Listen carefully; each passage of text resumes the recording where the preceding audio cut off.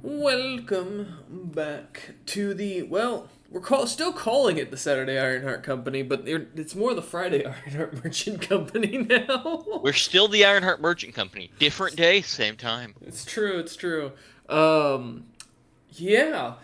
So we return once more to the evening of the same day as we left off last session. Really, actually returning exactly where we left off. But since one of our party members was unfortunately stuck doing homework because Roloman's studying up to become an adventurer, for those who didn't know, and has been very hard at work I hope I pass. practicing for this test. I think you've got this. I mean, James hasn't been studying nearly as much, so He's got that natural, gift though. that's true. That's true. Uh,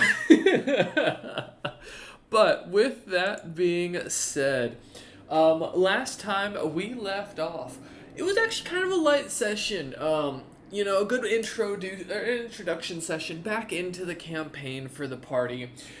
We started back in with the party getting to meet with Drag Leather. I still don't fucking remember his nickname. That's the funniest part. And it is somewhat important. Leathermail. There we go.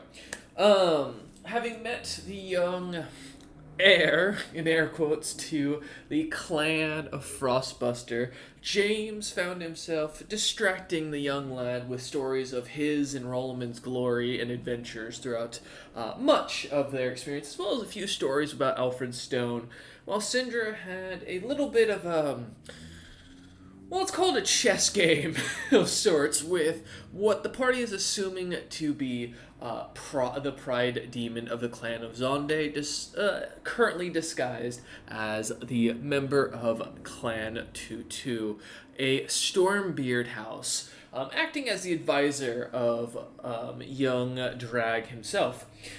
They also would meet the young Gemelian, the oldest sister but younger sibling to James, who seemed to be sitting upon the throne. Her eyes and overall body language giving the appearance of an almost charmed or drugged individual. Though after investigation, the party would find she seemed to be neither, just not talkative. But as the party finished up, Syndra gathering some information, James learning a few things from Drag that he could by analyzing the situation around, the party would find themselves heading back out into the city. As they did so, going to the tavern to meet with Jurgen and learn of the truth behind the whole Snowbeard disappearances and the vanishing of the old guard, it seemed strange to the party as they came to a realization that Jurgen wasn't exactly upset about the missing men catching their attention, leading to James and Syndra to assume that potentially one of the quests calling for a supposed hag sorceress like creature out in the woods being either James's sister or what the party assumes to be a distraction of the pride demon himself's own assistant, the elven woman or elven sorcerer who has followed him around since the beginning.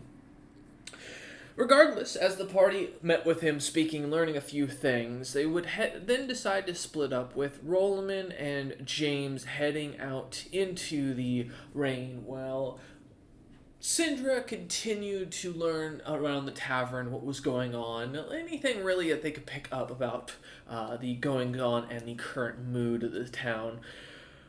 With Rollman and James finding themselves heading to the temple of Sarazekia, they found themselves kind of almost pulled into a unique meeting in which they were stuck listening to the priest preach his from the Bible of Sarazeki himself, speaking of his great words and inviting the two of them to either convert, especially pushing for Rollman to do so. Though after a polite decline, the party would find themselves reuniting back in the bar, which I don't recall if this was before you split up or after. However, at some point, Syndra would go find themselves in the back of the tavern, meeting what the party has referred to as the White Lotus of the House Frostbuster, as the strongest members of the clan, who were rumored to be dead, seemed to be gathering, enjoying a feast of dragon flesh.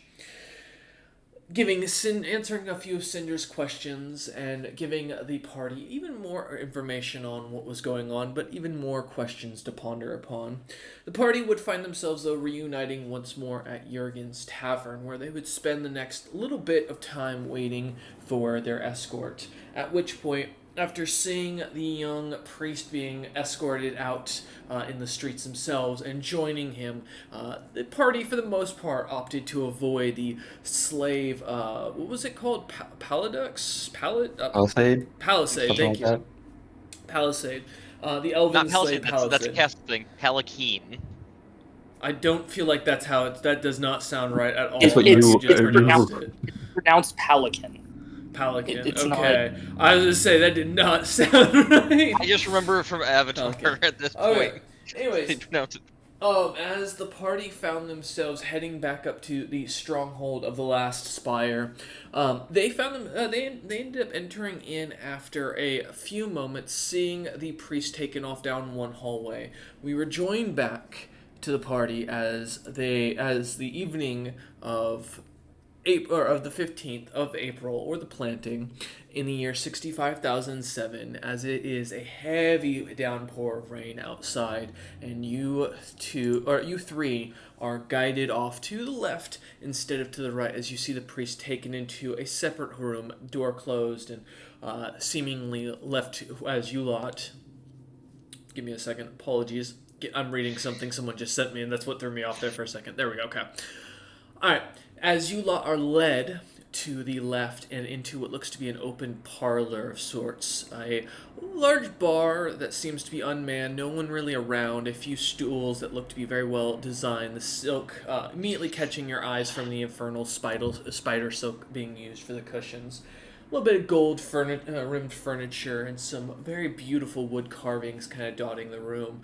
As you lot are led in by a servant, the servant kind of looks at both of you, and as they looks at all three of you, and as they turn to leave, seem to kind of pass between James and Syndra, pushing something into their pockets as the servant walks out and closes the door, leaving you lot, assumedly, alone in the parlor. Well, Oh, we'll see what it is. I'm designated letter explosion diffuser. So let's see. I passed Tip your my high letter for James. checking.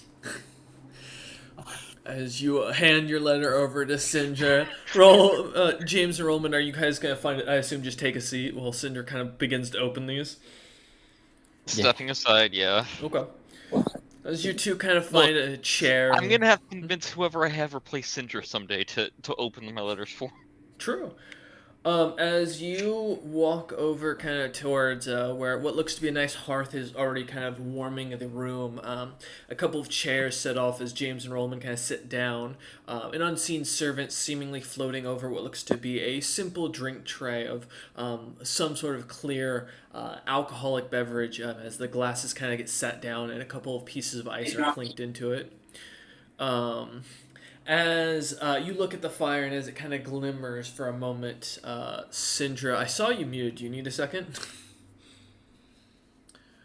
I'm going to assume that's a yes. As Syndra goes to kind of look over the letters, for reference, James, the letter is the same one as you were given in your PMs earlier this week. No worries. Take a moment if you need to, and we'll get back to you in a second. Well, assuming it doesn't explode, and It does not. after Syndra's done going over it briefly, I'll take it and read it and go, huh. Well, this is fucked. As James What does it say? kind of holds up the letter, I'll looking at it. pass it off. I did send a copy of it into the notes chat that we have. What the hell was that? Sorry, I just heard some beeping. I don't know what the fuck that was. I don't know. I didn't hear any beeping. That's from your background, mate. Mm. I'm gonna tell you now. My letter is like 3 times as long as James's. Yep. Yeah. As you kind of look at it, James is about almost one whole page. Cinder's got 3 pages that she's kind of like flipping through and reading, like looking at the names and such. Interesting. Well, what do you want to do? Well, given what Cinder and I figured out on the way over, I'm going to guess we don't want to be here long. Not if we value our lives.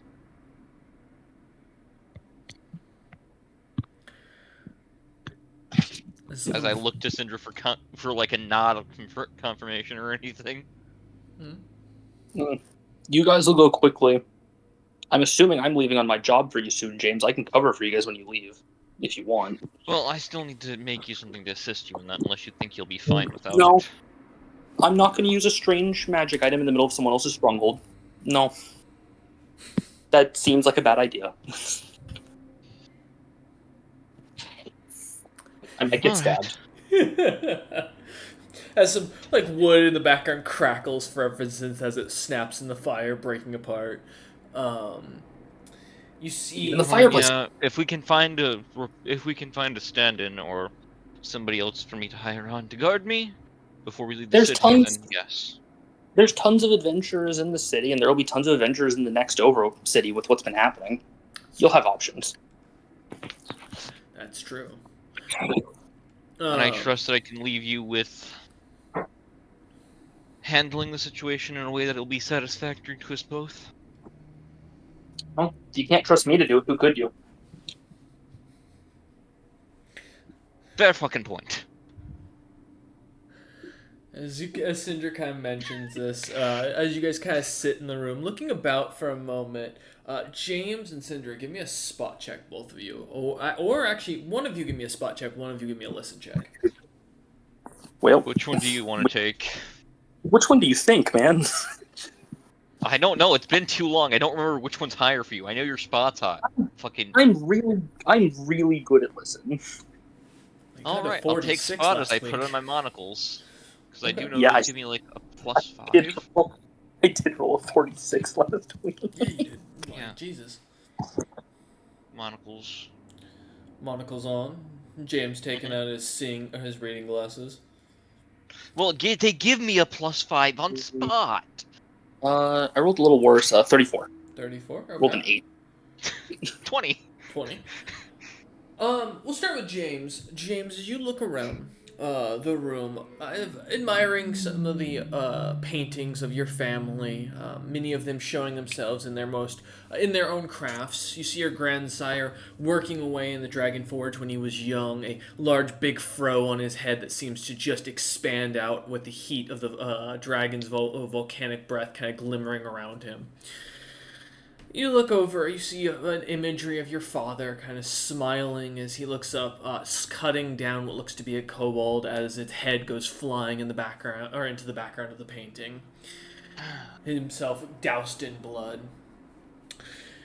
Looking over, you see yourself, a young depiction of you, a few years ago, but makes you feel, or kind of makes you remember the times of hanging out in this castle when you would spend your youth studying, doing martial practices, what little you could attempt and succeed at, going to the temple. I've never been good with any weapons.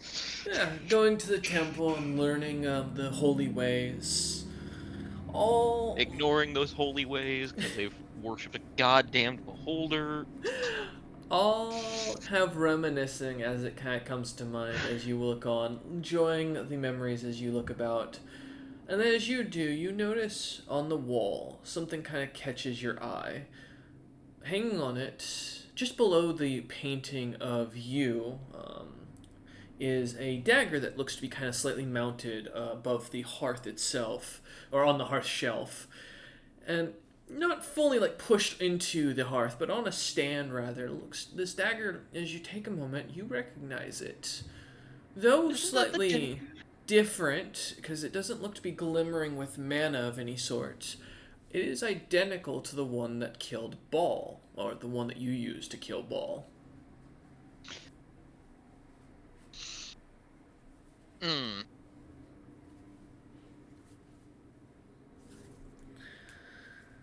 As you look around, otherwise, though, nothing else catches your attention as you kind of focus in on this finally.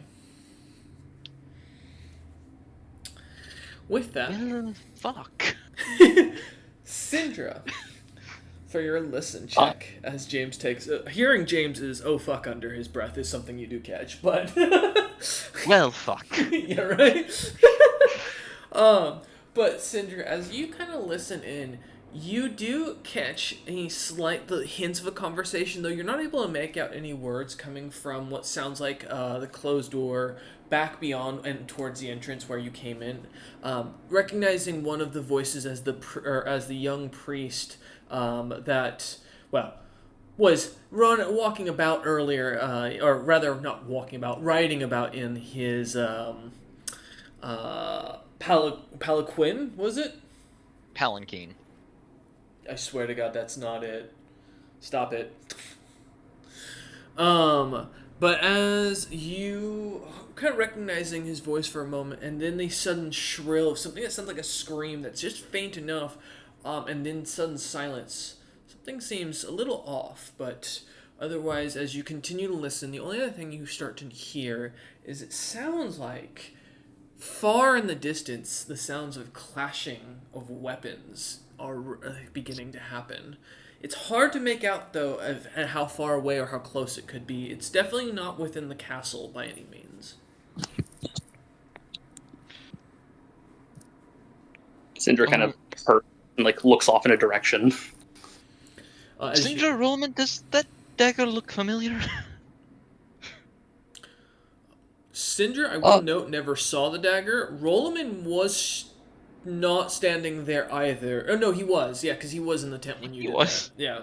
I don't think Syndra was, because I think No, you were still Syndra was behind. not, Well, so... Yeah. I was guarding outside the tent. Yeah. I didn't want anyone hearing.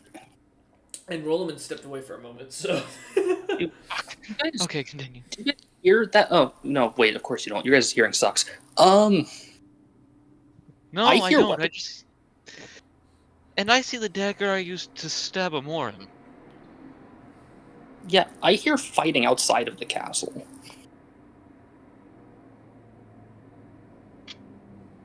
Can I roll for, like, how would I word this? Can I try to visualize, like, roughly how many weapons are clashing? Like, is it a small group? Is it probably a lot of people? Just distance is just great. With your listen check, and based on how far away you're judging it to be, you'd guess it to be a decent amount of forces clashing. It'd have to be pretty loud to echo this far up. I mean, it's a good half mile to a mile till you get close to the gate, so... James, I think the fighting's already started. I believe our supposed hag is already making a move. Well, potentially. Could be anyone else, to be honest. Could be, and it could be a lot of things, and... Oh. Oh god, we are probably... It's one of those times. What do you want to do? Staying here is just asking to die. Yeah, I also don't want to leave that dagger here, but... As you say No, I'll that, grab it. James, you hear a light knock at the door coming from further into the room and towards where the dining hall direction is. Shit. I still have to make some form of appearance. Well, Go in, shake hand, fuck off. yeah. Let's do it. You hear the knocking James's once merchant more. smile is up as he walks towards the door.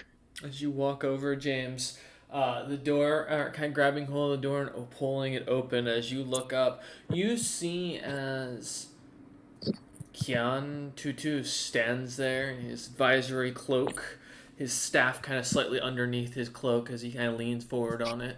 Smile on his face as he looks at you and goes, "Ah, James, I was hoping we might take a moment before dinner to chat for a second. Do you mind if I come in and have a drink?" I don't see a problem with it. As I look to Syndra for extra confirmation. I'll just nod. He kind of moves past James as James kind of steps aside, letting him through. Heads behind, or walks over behind the bar and kind of leans down behind it, grabs something, it clanks as you hear the glass kind of clinking, and produces 4 glasses as he pulls out a large bottle of what looks to be a like clear liquid, and immediately the smell of alcohol kind of filling the air as he uncorks it and goes, "It's a cinnamon brew that I personally like to concoct for myself and those who have a finer taste for the liquors. I hope you'll enjoy it," as he pours pretty generously into the 4 cups, almost emptying the bottle as he does so. Kind of looks at each of you and goes, "If you would like ice, I can summon that up, but feel free," as he kind of grabs one of the glasses and takes a slight sip of it and just kind of smiles. Every time James has drunk alcohol before anything important, it's fucked him. No. I do nothing. Yeah, I got this. I do nothing by half measures. Syndra downs the other 3. I was saying, was Cinder just gonna come up to the bar and drink all 3 in one go? I down one and I'm gonna see how I feel. Yeah. As you walk over, kind of James still standing over by the door, eyeing the guy a little suspiciously as he watches the drinks getting poured. Cinder, you walk up, kind of grabbing the drink. Rollman kind of still sitting in his chair as he watches a lot of this. His hand on his the blade that he's kind of got off to the side of the chair just in case. But as you walk up, Syndra, moving the 2 bar stools aside, grabbing the drink, taking a sniff of it. It's got a light, fruity aroma. Definitely is a rum-like drink with a bit of spice to it. You don't recognize the smell of the spice, but it doesn't smell terrible. As you kind of take a whiff. Are you just gonna down it in one go? Slow drinking is for the weak dwarves. All right, give me a fortitude check. It'll be a 28. Okay. As you go ahead. I don't think I have a dwarven boost to this. So yeah, that's you a have poison resistance though, right? I have poison immunity. Okay, cool. So as you drink it, tasting the traditional alcoholic poison that is just what alcohol is in D&D. A slight tinge of burn on the back of your tongue. The flavor's quite strong, very sweet, but very potent. You can definitely tell this is a very heavy and very aged rum. The spice, almost a cinnamon-like taste to it as you get it kind of get the whole thing down. Leaves a pleasant, but yet somewhat sugar cane-like aftertaste to it as you kind of finish it. As he watches you drink it, and he kind of smiles and goes, "Your thoughts on my concoction?" Before Syndra speaks, based on how it tasted and everything, and the potency, based on James's previous drinking experience, do I think it would go well if he drank this and then went to the party? It's not strong, but it's definitely stronger than your typical dwarven cask. So, potentially, there is a good chance he could fail. He almost collapsed on typical dwarven cask in front of Syndra earlier in campaign. That's true. So. Yeah. It's good. But I don't think James should drink a whole glass. If he can't take it, I don't think that'll go well at the party. Yes. But some should be. He nods to that and looks at you and at that. Yes, I understand. I would not wish for you to embarrass yourself politically, as he kind of smiles, taking the glass intended for James, and like kind of swirling it a little bit, watching the little bit of liquid kind of cling to the glass as he does. As he goes, "I truly admire you, James. For a man who came from what is a minor house, exiled with nothing, pulling himself up by the bootstraps and building something as grand as you have, is something to be proud of, truly. Something no Snowbeard has done before. You should take great joy in that. It's not often that people like myself can be impressed." As he takes the drink and downs it. Oh, hard work, dumb luck, and skill make up all that I am at this point. True. And I figured, I do admire you so much. Like myself, I see a lot of myself in you, truly. Although, Not as capable, I don't think. I don't think if I was given the same circumstances, I could have done nearly as much as you did, or have done. But I can't help but wonder. You're a man who's interested in seeing the better of the dwarven people, the Snowbeards, wanting the end of Venkos, the House Frosthammer lands, the Bronzebeards on the throne, and the Skrolokins at your back, as well as the Mescuses. What I see if... someone's been listening to everything. He gives a wider smile at that and doesn't seem to respond and goes, what would you say if I could promise you a smooth transition of power? All I ask is you let me finish what I am doing tonight. I guarantee what you want, and I never return to these lands again. I will look to Syndra. I'll usually allow most of the negotiations with beings beyond me. With Syndra. Okay, so player talk, Mhm. right? We were gonna leave and let him do whatever anyway because we wanted no part in this because it's like a CR60 fighting a bunch of level 18s. Yeah. So if we accept, nothing changes. What was gonna happen? The only thing, but I'm just going to go by the plan of, that's the plan. So long as you can keep to your word, which I have no doubt that you will. No part of this deal involves you. I don't know. I just have to be sure. Hurting James, hurting Roloman, doing something to one of our crew members. You understand. Kind of takes the third glass that was intended for Rollman, who's still sitting over, not moved from his chair at this point, kind of hand hovering near the handle of his blade. I imagine at this point, just in case this guy does something. But If he does, I'm unarmored, I'm dead. There is no saving me. Nah, trust. as he kind of takes the glass, looking over at Rollman, who doesn't see, and kind of leans it forward to Rollman to see if he wants the drink. I'll just put up my hand to pass it on, to say no, basically. Kind of nods at that and kind of takes it back, downs it in one go, and looks over at James Ah. and Syndra from that. Syndra kind of sad and then Aw. Oh, as damn. Missed Kind of booze. looks over at Syndra and goes, I have no interest in harming any of you. You've already given me what I needed. I've honestly doing this more out of intrigue to see what James can do with his life. You're not bother to me, and you've already delivered what I needed. As he kind of leans down into the bar and pulls out what looks to be like a piece of wood that you kind of usually would put like food on, like meat or cheese. It kind of digs around again as he leans down and pulls out a block of what looks to be very fine cheese. And as he looks about the bar for a moment, kind of looking as if he's looking for something, he stops and kind of leans down to his hip, looking over at Rollman just to make it show, and then slowing his hand as he moves his cape or his cloak. I'm watching from him, around. but I'm trusting that he's not doing some fucked up shit. He kind of pulls out a small dagger, and James, you immediately recognize the same dagger with the glowing gem as he goes to cut the literal cheese with it and smiles and continues. The second soul in that knife. Indeed. Now, as I mentioned, I don't intend to hurt you, any of your associates.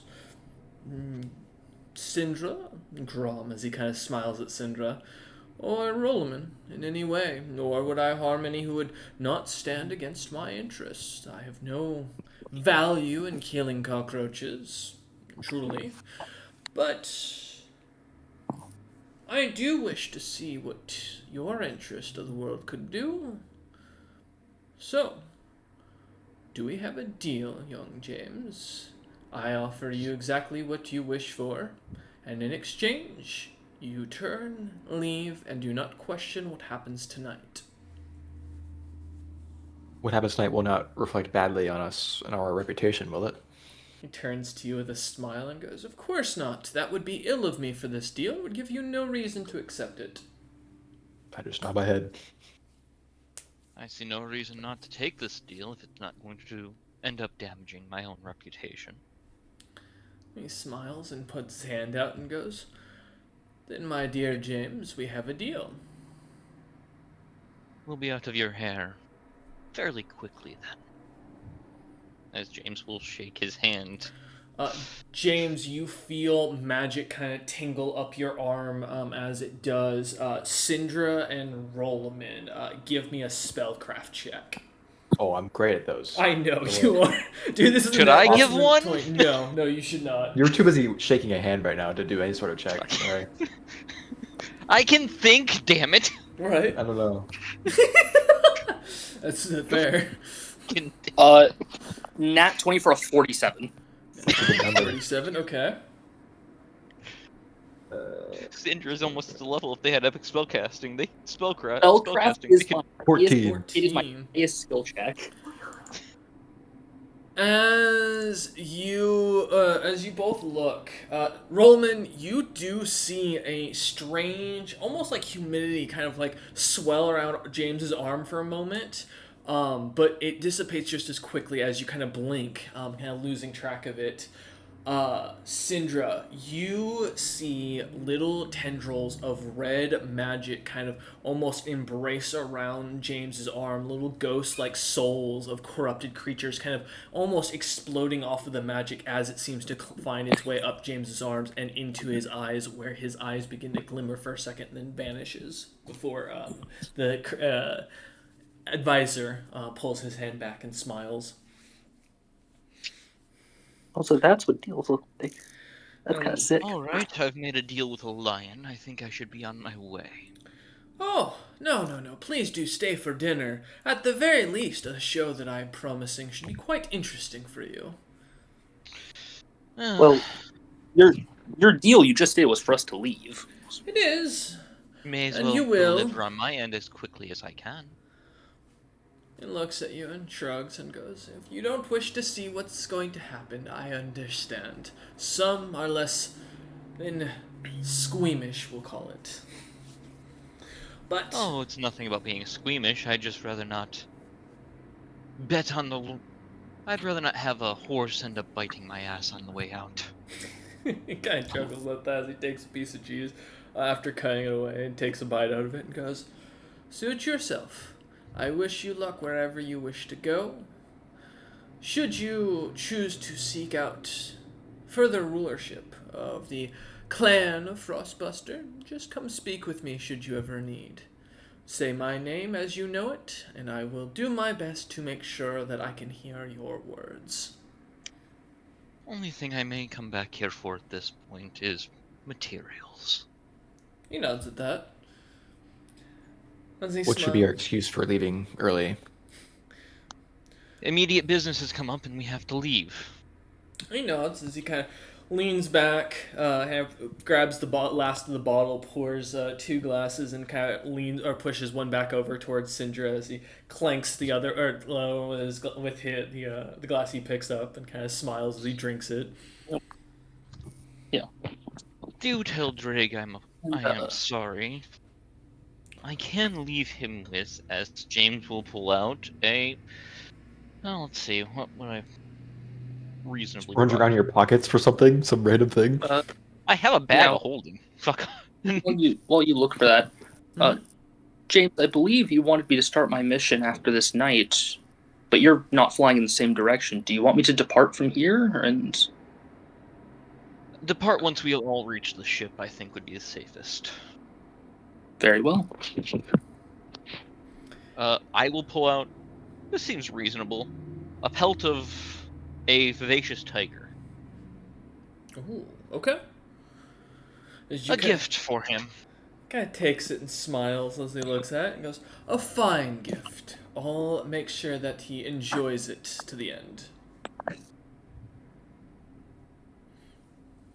Had to have something reasonable. Doesn't sound creepy at all. Yeah, no, I'm sitting here like that kid's gonna die tonight. Syndra, like looking at He's gonna get him. strangled with that pellet, dude. But Oh. Syndra honestly does not care because the kid's not even family, so he's not within the deal. It's a nice pelt. It's from a strong beast. As you Dude, kind he's of gonna be hand handed this this- over, You see as Kien Tutu kind of takes it, smiles at you, and then kind of snaps his fingers, and you see the door you had entered into through earlier kind of opens up once more, and he goes, "As you asked, please enjoy." And he kind of as you start to turn, or before you turn, he kind of takes one more thing from underneath, something that you hear clink, and he seems to shove something towards Syndra. Syndra, you feel a glass bottle pop into your hand. Oh, free booze. You know what's so funny about that? The moment he left, I was going to say I'm pilfering the bar before I leave. Oh, well, now you don't need Yeah, to. if he Wow. leaves before us, I was gonna be like, rob bar. Right. But as the door opens, he kind of looks to you expectingly, smiling. We'll take All our right. leave. Time to I'll leave. leave with my. As the three of you turn, Rollman getting up from his chair, James kind of walking up towards the door, and Cinder finally turning and walking away as well. The three of you heading out the front door of the parlor and into the front entrance of the keep and out. The sounds of battle are almost immediate as you can all hear the clanking of swords further down and towards what sounds like the keep's entrance. Or the city's entrance, rather, sorry. Well, Well, let's maybe I want to hurry back to the ship. we should probably get to a clear area, and we can have the ship come to us. Is there an area that a ship could land? I'll We open have to away. land. No, I'll open away to the ship. Oh, okay. All right. As I snap and change into my armor. As your armor also- appears, in the background you begin to hear from up above on the mountain the sounds of battle bards beginning to chant, and up in the skies the glimmering of what looks to be this similar red magic that Cinder you had seen earlier. Now Rollman and James, you can clearly see the same kind of moniker. These horrifying souls looking like they're in utter pain, basically fielding off the magic as it almost envelops the skies in musical notes that begin to give a almost heavy metal or a song that seems to almost rattle the entire city as it begins to shake. Even without a spellcraft, all three of you can feel the ground around you is beginning to increase and the mana is beginning to concentrate around here. So let's get out of here. Skedaddle. Rollman immediately ready to go, and with James' armor on, Syndra, what's the plan? This How are we armor also escaping? increases my movement speed, so I kind of need this. That's fair. Oh, dude, I'm gonna blitz by and cone of cold the whole entrance so we can just walk through. You know what? I don't Fair give a enough. shit. As the three Alright. of you start like a light jog towards the city walls and start moving. Okay. Give me spot, listen, or search checks as you're on your way to see if anything I'll catches do a your search attention. check. Okay. Rollman's doing search. Making sure Guess I there's use no spot. assassins or anything that are gonna come behind us or something like that. No sudden battle is going to appear in front of you. Yeah. 29 listen. 29 I can't listen. put my monocles on the run. That is a nat 1. James can't fumbles for his monocles as he just shoves it back in his pocket with a sigh as he keeps jogging Damn and it. giving up on it. I need to just implant them into the visor. I get a 21 for 21. search. Okay.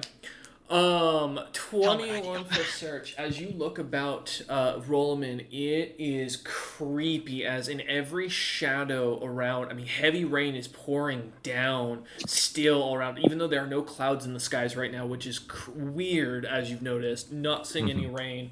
Every shadow down every alley seems to have what looks to be a demonic-like figure of a creature, some sort of humanoid with weird features and creepy face that looks eerily dangerous and hungry for some reason as the creatures seem to cackle and laugh. The citizens, as you pass by, seeing them in their buildings, are being you watch as they're being cut down by these shadowy creatures, their bodies seemingly going limp, and their skin going grayer as the shadows seem to do some sort of magical ritual. But thankfully, no assassins coming after you, and as you look, there don't seem to be any battles coming in. In fact, there aren't even any guards, as you notice, this far into the city, which is strange. Well, Sandra, you were pretty damn right about things blowing up quickly. Syndra, what was your Told list you. again? You said it was 40 what? No, 29. 20. I didn't okay. use my. Oh, got you. As you listen and hearing the screams of people, as the sounds of death is all around, the cackling, the songs. What languages do you speak by chance? Ooh. What my list? Two. Common, Dwarvish, Aquan, and Abyssal. Obviously, modern Abyssal. Yeah. Okay. Well, you do hear three. Wait, But you do not speak Draconic, correct? Just to make sure. Oh no, I do speak Draconic. Oh, you do. It's my last language. Well, you do actually. You get one. You hear or you hear shouts coming from all different directions. One in far behind or back towards the fort or back towards the castle itself. You hear these sounds. What you recognize as Elvish, like a primitive Elvish. That what you've heard Roman speak before. As you kind of catch it, you don't catch exactly what they say, as they seem to be too far away. The other sound you catch, you recognize the elemental language being Orin, but you do not recognize the words themselves. As someone else about west of you seems to scream out about something, a group of people. The last group, though, about 30 or so feet ahead of you, and what sounds like behind one of the little businesses up on the main street, you hear in Draconic these sounds of some kobold, what you guess, or dragon, by the sounds of the depth of the voice, as it's deep and rumbling, yell out, "Fire the fireballs!" As the eruption and the sounds of flame can be heard as a building slightly rumbles and erupts, as you recognize what sounds like about 4 or so wizards casting off spells as they speak out enchantments, as you guys start running past. Otherwise, nothing else catches your ear. Well, I think I was right to say we shouldn't stay. We shouldn't stay. Wish we would have realized sooner. Oh well. As you continue running past. Priority. I realized hours ago. What do you mean sooner? Fair. If only we could have left sooner. As you get close to the city gates, you all see as one of the gate walls, about 75 feet down and towards the west of you, explodes almost with a mass of magic and fire kind of erupting out as black smoke kind of envelops it. What looks to be glimmering silver armor of what immediately recognized as Snowbeards, wearing the symbol of Frostbuster, charging through the gate. Many of them looking to be people that, James, you almost immediately recognize from your youth, although some of their armor, even from this distance, is easy to make out, with their specific designs and symbols that many of the guards wear.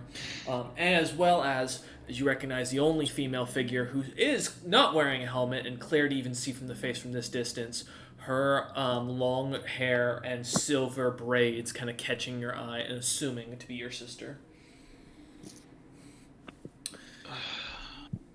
Is the golden not be seen here? Called it.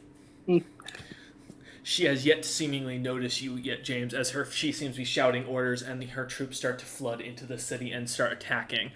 As you walk... If she spots me, that'll damage the reputation, which will go against Pride's deal, so he'll have to kill her. So I'm going to try to avoid being seen as best I can by rushing.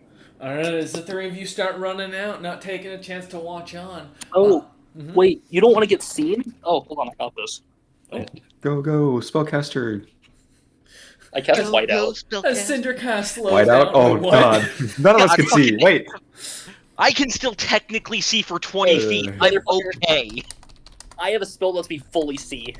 I can see through the storm. All right. Are you telling us this before so we can grab hands so you can guide us? Yes. Okay. Well, you'll see me doing this thing. Hold hands, everybody. White. There's only one spell I've cast. You've seen me do this before. Yeah. James, grab Cinder's hand. I grab Syndra and roll them in. As hands Syndra casts this, you do notice her body starts to slightly shift. She feels colder as her skin seems to, as her hands go out and the spell begins to erupt, you see the icy magic kind of forming around her hands as it does. What the fuck is going on? Okay, we're good. As the ice envelops her hands, it starts to expand out, and Syndra's hands begin to almost around the wrist where you can see them crack, and you see what looks to be blue underneath that seems to show forth, the skin peeling away almost as if it's being burned by the spell, as the magic expands out. And Cinder, what level are you casting this at? Or what level are you, sorry, for Druid? I am overall would count as a level 9. So let me look at that. That's But then the item, which is technically casting it, is cast level, I think, 17. Okay. As you watch the entirety of the city begins to glimmer with this snow, a massive blizzard beginning to pick up, as the entire city is just enveloped in snow. The screams and shouts getting more horrendous. And as Cinder kind of finishes casting, Cinder, I need a fortitude save. Of course. Let's see. You gotta puke. Can I not die? Whatever you're about to do to me. 24. 24. Syndra goes unconscious as her body goes limp, and seems to just fall back, as the blizzard spell continues to expand and the whiteout gets even worse as you begin to hear the sounds of crackling thunder and the sea suddenly, as about 5 feet in front of Syndra, James, and Rolaman, lightning strikes in a bluish color, and an ice spike springs out of the ground, sticking about 30 feet up, and almost as sporadic as a lightning bolt. Bad. Well, fuck. As I will heft Syndra back to Rollman. I activate the Orb of Awakening to wake them up. Ah! As you take the red orb, you feel kind of whispering the enchant into it. It begins to warm in your hand as you put it to Syndra. Syndra, suddenly, as you're having a pleasant dream about you watching an entire wasteland just covered in snow, enjoying the quiet and the peace, suddenly the sun begins to part the clouds and bear down on you with immense heat as you suddenly wake up and see this bright red orb in your face. Wake up, soldier! Oh, okay. Yep. As you need to be your eyes. You wake up to see Well, a blizzard. That's true. Well, no, similarly, I think Cinder can see through it, so... They need to cast can. a spell to do that. Oh, or that's you right. can just do it normally, or do you need to cast on a spell to do it? Part of a class I have. Oh, I can cool. see. You can see then. As you see Rollman But looking also down cast at you snow with sight on you, concern. so you can see. Yay! I can As only see for 20 feet. As soon as Rollman, as you look down, Syndra's eyes kind of open. Syndra seems to grab your arm with a bit of a clamp, and you feel as your body kind of gets a spell cast on, and your eyes suddenly kind of able to see through the snowstorm. Mm-hmm. Note to self, Sidra, maybe do that to me first before you do that, so that if you do go unconscious, I can still see. There was no time to waste. Now run. As I'm being led along like a dog on a leash. You're fine. Alright, give me some reflex saves, guys. Okay. Let's see how far you can make it. No, my weakness. And then Syndra and James, if you'd like, you can give me a spellcraft check to see what's going on. Or Knowledge Arcana, I'll take either.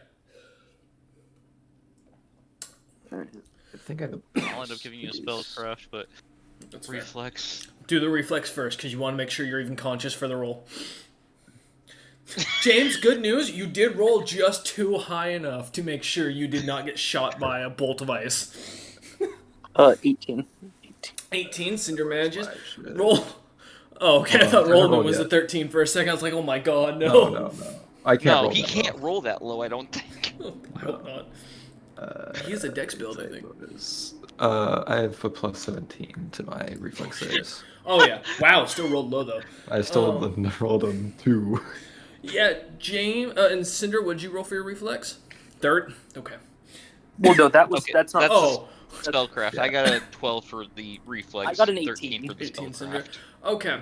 As the three of you manage to barely dodge the bolts of lightning that kind of come down, so you striking all around you, you see as a soldier seemingly not recognizing you all in the whiteout conditions, Hammer kind of coming to charge, Rollman getting prepared to intercede the guy, and as you draw your blade, Rollman, a bolt strikes down and freezes him solid with shock on his face as he is just turned to what looks to be solid blue ash. Of course, he doesn't run his enemies. People have a 5-foot sight range in a whiteout. It's awful. As you though continue running past, James, your spellcraft, and then Cinder, is that spellcraft as well? Yeah. Cool.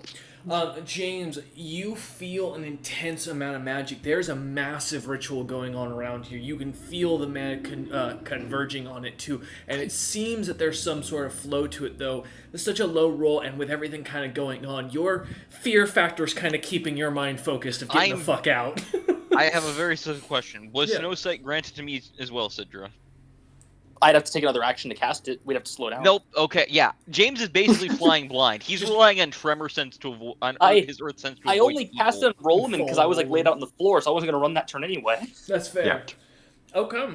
As Syndra, as you don't recognize the spell itself, but you recognize this is an 11th level spell. Someone is casting something well beyond what is normal by normal means for a individual of the mortal plane.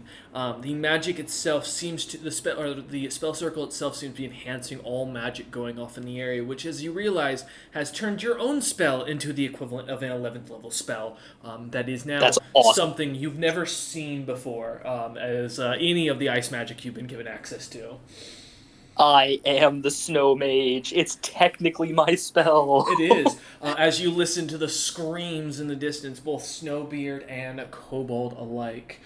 As the three of you manage to finally get out, and the snow is going on for about 4 or 5 miles outside of the city as you're jogging for a good while. Thankfully, all of you are in fantastic shape, having been adventurers for a while. Unfortunately, this is also the most cardio you've had to do in a minute, so this isn't exactly great as you feel the exhaustion. Roland, we're putting a cardio routine for everybody on the ship. Fuck. James, Rolman, and Cinder, give me fortitude saves to see if you pick up any points of exhaustion as you just keep sprinting. Oh, well, running, not sprinting. Because James would die, I imagine, would die in heavy armor if he had to sprint the entire way. Probably. 29. Easily. James keeping himself alive. Keeping a sturdy pace. Look, the red colorium's doing a lot of heavy lifting right now. 29. 29. All natural, baby. Fucking eat easily. Rolleman's having no problem. Also, kind of keeping a good pace. 32. I should 32. set the conditions in Helping the fortitude. room to have a blizzard when I do cardio. Right? It's actually keeping you from having to sweat. It's been nice, like a fresh breeze. As you lot manage to maintain this pace pretty comfortably, you guys are managing to get going quite quickly. The sounds behind you of other people kind of following after seem to die down after your third mile. And as you finally reach the outskirts, you do see, thankfully, as Rollman and Cinder kind of guided the direction, keeping to what was the road with their snow sight, what looks up as you see the airship kind of just fluttering right above you. Are we still in the blizzard? You are on the outskirts of it. You can see it ends about exactly 5 miles outside of the city. Okay. Well, I guess we'll keep going until they can see us. As you kind of run for about another half mile, trying to make it so that you're not directly under it to get an angle at. You guys manage to get to this point where you can kind of see up over the edge. However, the ship just seems to be floating there. You don't see any of the crew looking over the edge at this point. And we got some sort of flare spell. The sand. What's up, James? Oh, the sand, yeah. Oh. Sand spell. Yeah, I'll just call up on the ship, basically. Cinder kind of activates the spell. You suddenly, it takes a moment, Cinder, as the spell begins to activate. The sand, unbeseen by the party, moving about on the ship for a moment, until finally you feel the spell connects with someone, and he goes, I'm not wearing the captain's breeches right now. You can keep them if you get us the fuck up there. Captain! As you hear one of the, what was it, Roughnecks, I think is what they're called? Let me make Yes, sure. the Rough Bloods. Rough Bloods, that's There's it. 2 of them left, I think. 3, because it was the Three. oldest one that was killed last when he died. No, it was the unfortunately. youngest, because we still had the Oh, oldest yes. and the other two. That's right, it was the youngest. As you hear him kind of excited, you can feel, or rather, see the ship begin to descend quite quickly. Syndra, before the sand spell disconnects, you do hear a loud clattering in the background as the spell kind of dissipates. As the ship kind of lands, the pulley is kind of dropped down for you lot to get on. As two of the Rough Bloods are standing at the top of it, waiting for you to give the order to pull it up. I'm glad they got that training on how to fly the ship. Who gave it that to them again? Well, Unga Chunga can fly the ship Yeah. easily.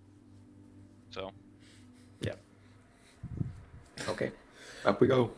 as I go sit on one of the chairs that are on this lift. Now. Oh, you added chairs, yeah. Yeah. Because you kept falling over. I it. remember. Crazy. James takes a seat. I don't think I see I'm not falling because this I don't time, fucking damn it. need to. Relevant guy is standing in the center. I assume, Cinder, you're also taking a seat. Yeah, they both of them don't have great balance checks. No, I trained for this. Oh, you did? Give me a reflex save. Yeah. Let's see what you got. It's balance check. Balance check, my apologies, yeah. I fucking If trained it for was a this. reflex save, I wouldn't be as scared to do it. Am I also making a balance check or what? Yes, please. Okay. 26. 26, okay. Let's see if Rollman's Roman could confident. take 10 and still pass. It could, but that wouldn't be as funny. It would, yeah, I guess it wouldn't.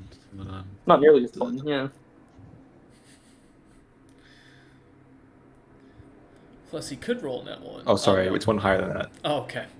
As you two manage to kind of grab onto the ropes and pull the thing up, you manage to easily keep your balance. It doesn't take much as they start to kind of pull it up almost quite smoothly now that they've gotten so used to it. As the three of you are pulled onto the ship, as the Rough Bloods kind of smile as they see you, you see the oldest one kind of coming out of the captain's quarters as he just looks over, kind of completely innocent, as he acts as if he was standing there the whole time. As you lot kind of re-embark I'm onto the ship. making them some nice clothes next. Okay. James' mental note. As you see, let me pull his up. Glitter Rock kind of coming up from the below deck, kind of smiling over at you, and goes, "Ah, Captain James, we weren't expecting you back for a few more days. Everything go well?" There's a lion in the city, and one that is very not worth our time. He nods. He nods that. Yeah. There's, all right. You want to give us the heading? And kind of looks up at Uga Chunga, who's kind of like standing at the wheel. We just need to get to a small town that is a little bit further away from. Yeah, any town works. All right. Oh, well, I'll Well, get not the any map. town. Or is it any town? What are you referring to? He Any just wants town to that's not right in the now. blizzard. Yeah. Yeah, okay. Because I will say, the moment I'm out of the blizzard, the whole blizzard ends. It does Oh. not. Ooh. It's Or a at little least spell stuff. It's still going. It's not my spell anymore. You And said it Cinder was. kind of watches with a little bit more surprise. Well, no. Once you leave the whiteout, it disconnects from you. Whiteout's an interesting Someone spell. else is maintaining it. Yeah, As- someone hide the spell with me gone. As Glitterrock kind of heads up to Hunga Chunga, the two of them seem to kind of talk about as the ship starts to rise up into the air. All three of you give me a spot check real quick. Okie dokie. Take the time, since I now have it, since I'm not running. Monocle's on. James kind of grabbing his monocles, putting them on. Oh my god, nice. Hey, nat 20. 2 nat 20s, holy shit. We're spotting. We're spotting. Alright, Syndra. Alright, you must complete it, Syndra. You must get a nat 20. I refuse. Oh. No. One of the lower rolls for this one, but it's alright, it's alright. As Syndra, as you kind of a little bit more surprised by the spell going on and more trying to figure out how that's happening so you can like recreate it. You're not as much focused, but it doesn't take much for the three of you to recognize or see what looks to be not only a plume like a mushroom in the shape of the snowstorm kind of almost centralizing around where the last Spire City was before it was covered in this snow. But you do also notice the snow towards the city or the whiteout is starting to glimmer both blue and reddish in color.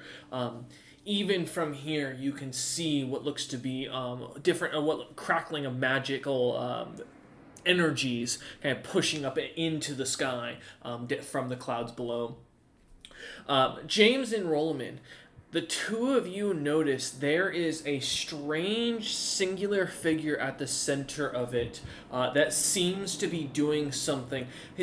Their arms kind of moving about, and what looks to be, you can see a faint light that looks like musical notes kind of glimmering about the entirety of the skies. And then, as all three of you watch, actually, hold up, let me make sure. I'm running that. Or, sorry. 9 giant black rock-like tendrils, or rather tendril-like rocks, seem to pierce out of the ground, or out of the blizzard whiteout all around the city, seemingly creating almost this maw or crown around the city itself. James and Rolliman, you can see clearly the bodies on the spires look somewhat familiar, as both Rolliman and James, you recognize the siblings of James almost immediately, even from this distance. Their armor kind of unique from it, as each of them seem to be impaled on one of these tendrils, as well as what looks to be 3 other figures in the distance that are too hard to make out even from here. I'm guessing the ghosts. As it begins, something, or as the musical lights seem to, or notes seem to kind of glimmer about, almost in a dance, you watch as the skies continue to light up with these strange figures of shadows and glimmering into the blizzard behind the figure as it continues, and you watch as as all 9 of the individual corpses begin to shake, stir, and then these red-like ghost forms, almost like souls that seem to pull out and go towards the center creature. Last thing, as the ritual looks as if it's completing, is something that catches your eye, James and Rolliman.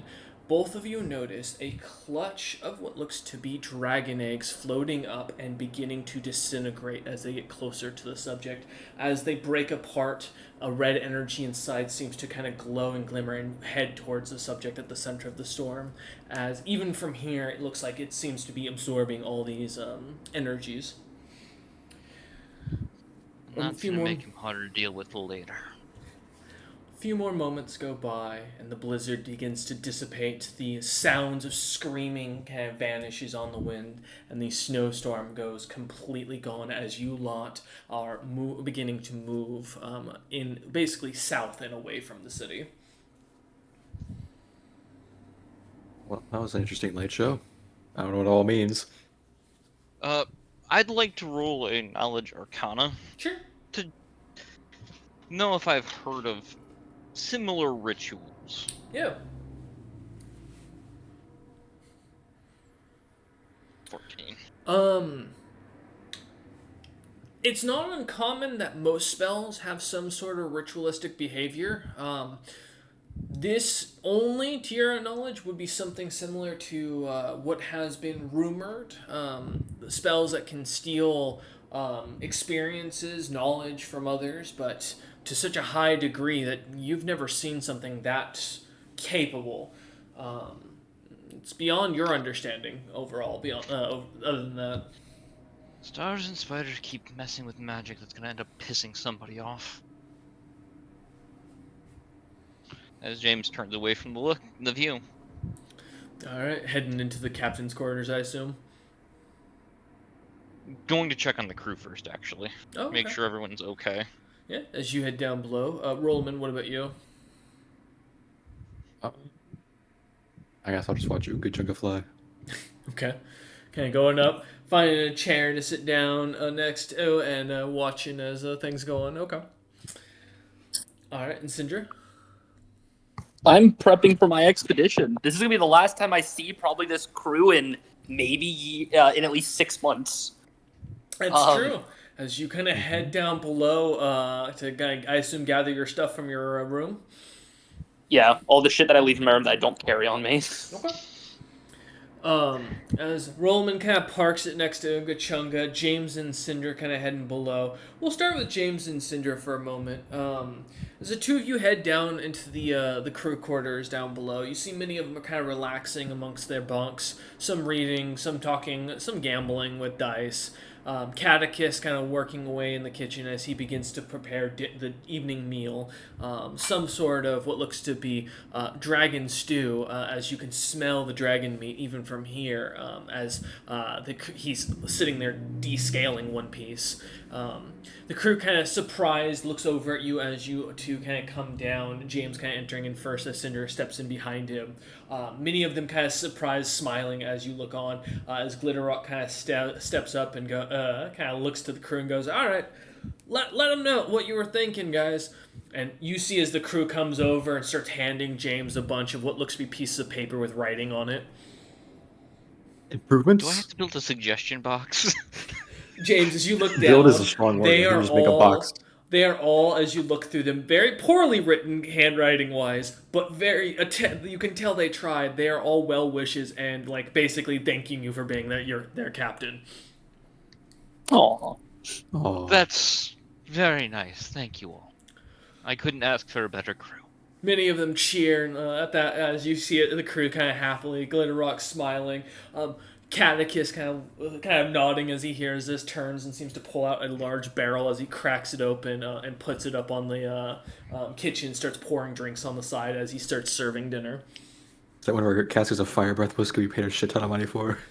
As you look worriedly. Well, I'm not there. Oh, That's that's me true. as a player speaking, but That's a fair point.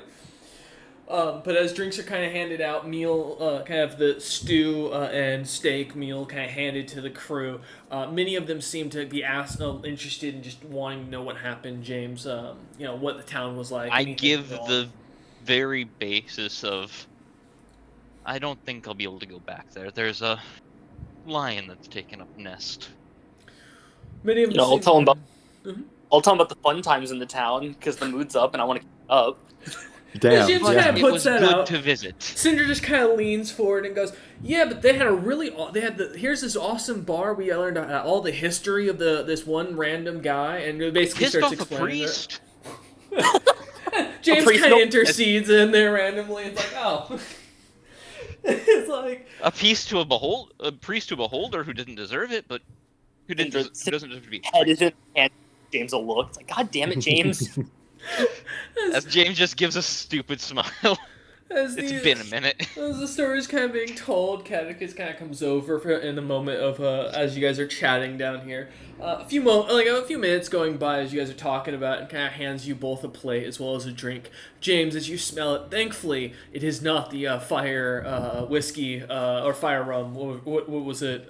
Fire dragon whiskey. That was it. Yeah, that you guys paid a ton of money for. As you smell, it smells like a Emergency cheap service. grog with a almost fruity aftertaste.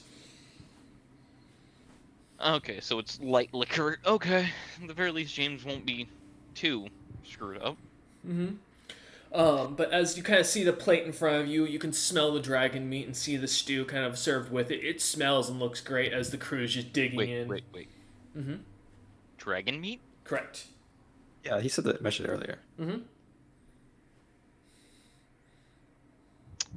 Does it taste familiar? Syndra, it does not. I mean, well, it does in a sense. Okay. It tastes like the same. It tastes like dragon meat, but otherwise, no. Okay, Okay. we're good. Is it bluey? No. I was just about to go. Cinderella's about to yell, "Where are you, you old fucking bat?" and start walking around the ship. I was about to go. Dear aunt, get your ass out here immediately. James, I will still state, James is still carrying, by the way, Grandsire's shield on his back this entire time, for reference. So Yeah, like, it's gonna get hung up in the room. but as you kind of go put it up in the you mean in your room or in My the bed? bedroom. Okay, got you. As you guys kind of enjoy eating, feasting, laughing, and joking, up above, we'll jump over Rollman for a moment. As Uga Chunga kind of sits there, or rather stands there kind of just piloting the ship in the right direction, not really having much issue as she kind of keeps it pretty high up, keeping her eye over her shoulder as she watches the snowstorm behind you guys kind of dissipating. I'm keeping a lookout around us. Okay. Just it for anything, or is it something specific? Just anything of interest. Okay, give me a spot check. Keep us below the cloud line. Can I make it a surge check instead? Sure. I like surge checks better. I'll take a search check. Turns out my intelligence higher than my wisdom. Makes sense. Makes sense. 13. 13. Kind of watching as you do, looking up for anything suspicious. You do see a ship about a half a mile above you, about a mile to the right of you. That seems to be not coming in to intercede you, but seems to be almost going the same parallel path Same as you. heading. Yeah. Recognizing the banner almost immediately, without much work due to James's intense hatred of the individual, you do see the Bright Bee banner on the ship as it's kind of fluttering by. You do see what looks to be storm giants kind of working about the ship itself. That's a trading vessel, correct? Correct. It's not pirates. We can't shoot them out of the fucking sky. There are no cannons as you watch on. Yeah. Unlike us, we're very interesting. We have Yeah. 4 cannons and in ballista. I'm just taking note of it. It's not yeah. nothing to. As you kind of look at it, noting it, it kind of continues on. I mean, it keeps up the same heading, but doesn't seem to lower itself as it continues with you guys for the next about half an hour. As you can kind of hear what sounds like the laughter and like jovialness of the crew down below with James and Syndra. That's good. At the end of kind of as you're watching, kind of keeping an eye on the ship and the rest of the skies for anything suspicious or anything kind of trying to sneak up on you. Catechus, the large catfish beastfolk chef, kind of comes up above deck with what looks to be 2 plates in his hand as well as 2 glasses. And looks up at you, Rollman, as he kind of... It was almost what sounds like a raspberry sound as it seems to say something, but you don't really catch what he says as he hands you a plate and a drink. I just nod my head and take them. He seems to kind of nod at that, kind of hands over to Unga Chunga as well, and then takes the stuff and heads down back below. As Unga Chunga looks over at you, and she goes, he says, "Eat strong, be strong." That is true. He also says, "Old lady pays well." I don't know what that meant. Do I know what that's referencing at all? You can give me... Let's just call it an intelligence check to see if you remember anything off the top of your head. No, I know what that's referencing. Fucking damn it.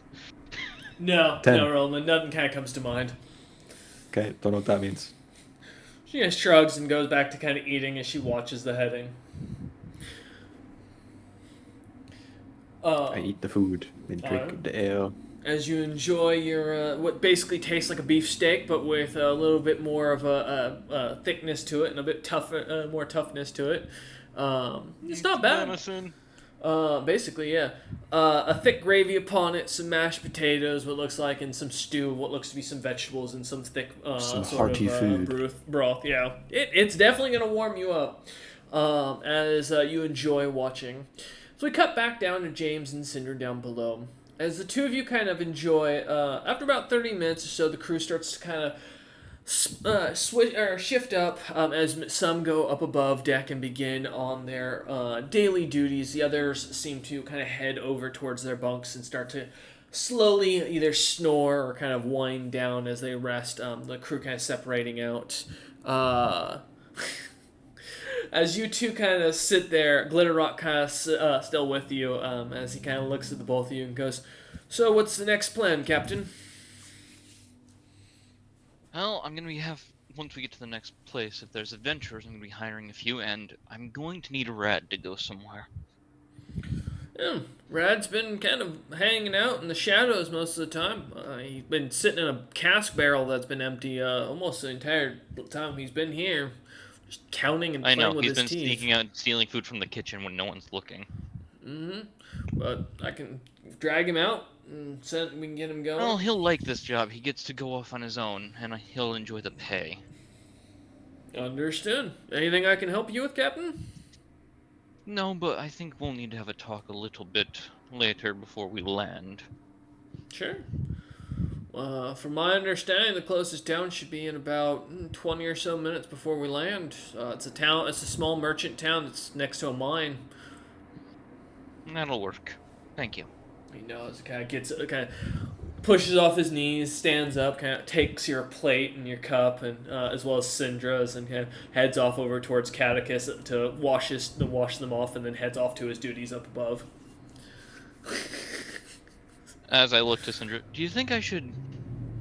Well, we can either all thank him for... I'll either thank him for his service, or if you think it's wise in this instance, as one of your last acts as my advisor for the moment, should I bring up the fact that I know he's not who he claims? With you and Rollman right there? Should he try anything? Who are we talking about? James talking to Syndra about Glitter Rock.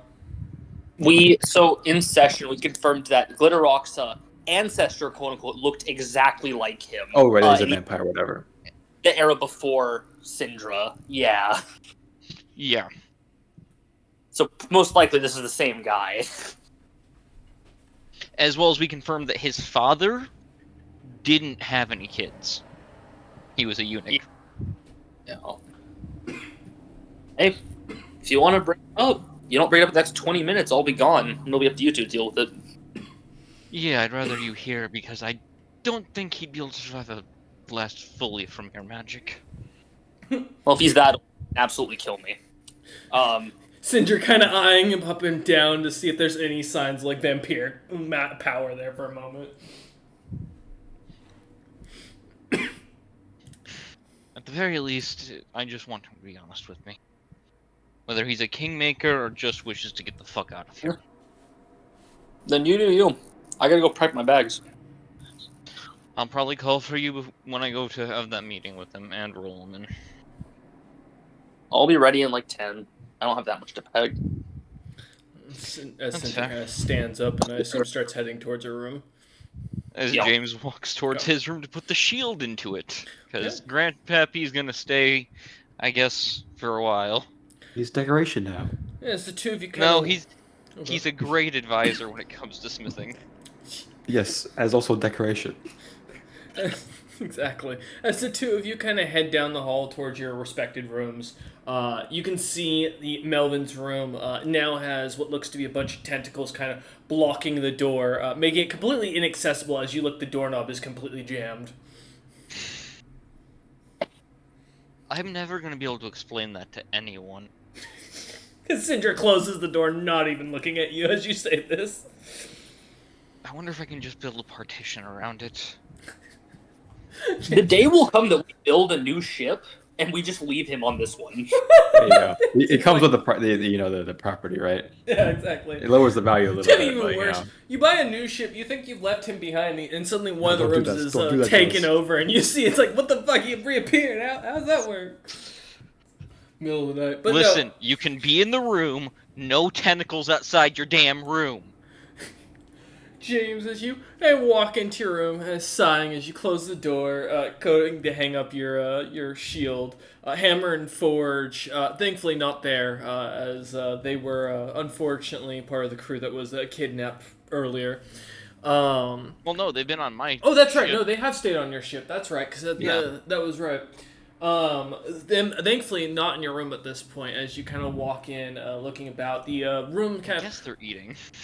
as you look about, not seeing them in here, not really having seen them out there earlier. They could be upstairs working anywhere in the ship. They could be down the lower deck working on something. Who knows? It's not uncommon for them to work about the ship as far as that goes as you go into your room. But as you go to hang up the shield, you suddenly do feel a presence almost around you that seems to kind of give you almost a cold chill.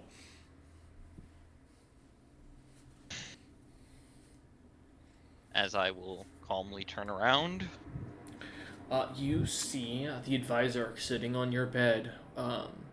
What looks to be something, a little chest kind of in his hand that seems he's kind of sitting on a small cushion that he's kind of got propped into his lap.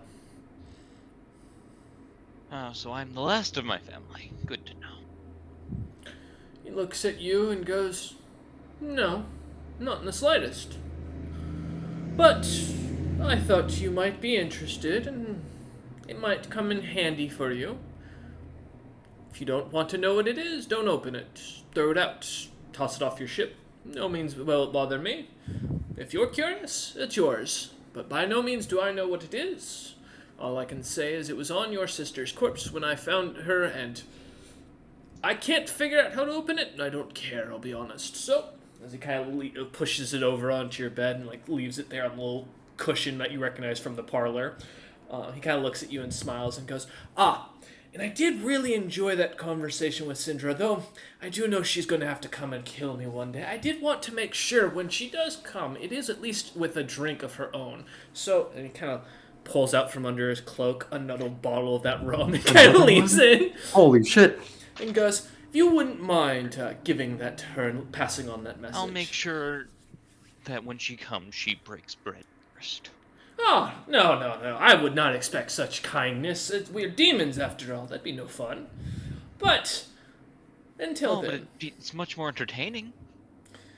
As you say that, he seems to dissipate into like the shadow that of his own that was on your bed as he completely vanishes outright.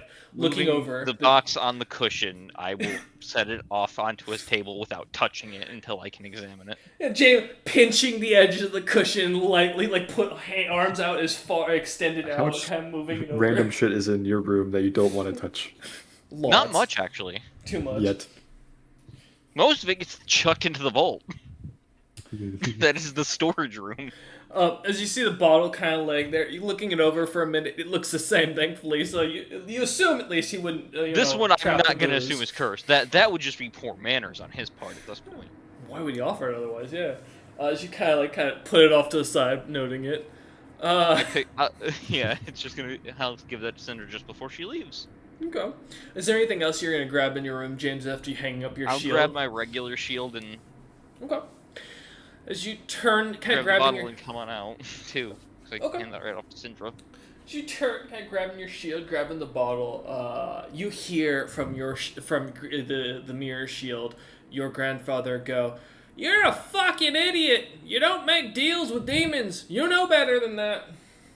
Says you! You made multiple! Yeah, but I was able to sleep with half of them. You're not that kind of dwarf! Damn. I stop, turn around. I'm gonna go have this conversation. God damn it. Look here, what was I supposed to do? Stay and die? He's Yes! still talking to him. Fight him! Why? You've got the power, James. You know you do. I know I have the power. I don't have the motivation. Damn. You lazy. I'm sorry, This is why I liked your sister more. And that's a lie. As you see the spirit kind of dissipate and the shield kind of dull as he angrily vanishes. What was that, Syndra? I'm sorry, James has neither. Not against the CR60 demon. No. That's fair. I'm not gonna Otherwise, pull argue the that fact power that I from don't him. have the power to. I don't know if I do technically by bloodline, but at this current point, I know I can't take that. As I look at it and go, "You're an old fool. I'm gonna find a way to fix it all, either by putting them in something, or bringing them all back." As I walk out the room. As you walk out the room, kind of closing the door, as the door is about to close, you hear, "Still an idiot!" As the door shuts. I'm the most able idiot you've got. He's gone crazy. He's talking to shields. You do see, as James, as you look down the hall, the crew is kind of looking at you, all kind of stopped and staring, wondering. It's no secret that I basically made a shield out of my great-grandsire's bone. James That doesn't just, sound any better. Definitely a little off the deep end. James just giving them all a crazy look, like he's the normal guy and they're the weird ones. No, it's just gonna be the calm look of, what? He started it. the crew going back to eating as they quiet, doing what they're doing. No one wants to touch that. I pay for the bills. You head back up. Syndra, in your room, as you go in, gathering your stuff for a moment, kind of jumping back, as you walk into the icy blizzard, closing the door behind you, the the peaks of the mountain all around you, kind of covered in a heavy winter storm. Uh, the you kind of go to grab your few things that are slightly buried under some snow that's been pouring down, gathering them up as you do, putting them into the sack that you originally showed up with. And as you kind of put away your last little mushroom that you had kind of grabbed off of the back of one of the crews that somehow had grown off them that you were studying out of curiosity, the area begins to shift, and you find the room changes to what looks to be a large ice like throne room. And before you, sitting at a long table with a large tea set, the tea pouring itself seemingly as it floats about, Fradajin looks on at you, dressed in a glimmering blue dress, her staff at her side as she smiles slightly at you, her other hand holding what looks to be a long blue chain, and you see this horrifying figure of Shawl basically chained like a gimp. She's like holding him on, forcing him Gimp on the the ground. Imp returns! Very different Gimp the Imp as she looks over at you. She kind of moves one leg as it uncrosses and pushes out a chair that seems to almost magically float towards you as it beckons to you. I mean, I'll sit. Can't really tell her no. Take your seat, floating over towards Fredgen as the chair kind of seems to almost pull back to the table. A cup kind of comes over, or floats over, a tea pours. Shawl kind of growls at you, and you see as the chain like slightly shakes, and Shawl kind of whimpers as he huddles back under the table. As Fredgen looks up at you and goes, "You've done well to gain me a bit of my power back. I do very much appreciate what you've done for me. Did not expect for you to unlock one of my family's spells so quickly, but that has seemingly given me almost a quarter of my abilities back. So no hard feelings, and I won't punish you for using my favorite spell. I'm curious, though. You plan some interesting things. I wish to know how that will assist in furthering my goal." I'm guessing she's alluding to what I'm about to go do away from James. Yeah, and what you've been kind of planning in the background for the last minute.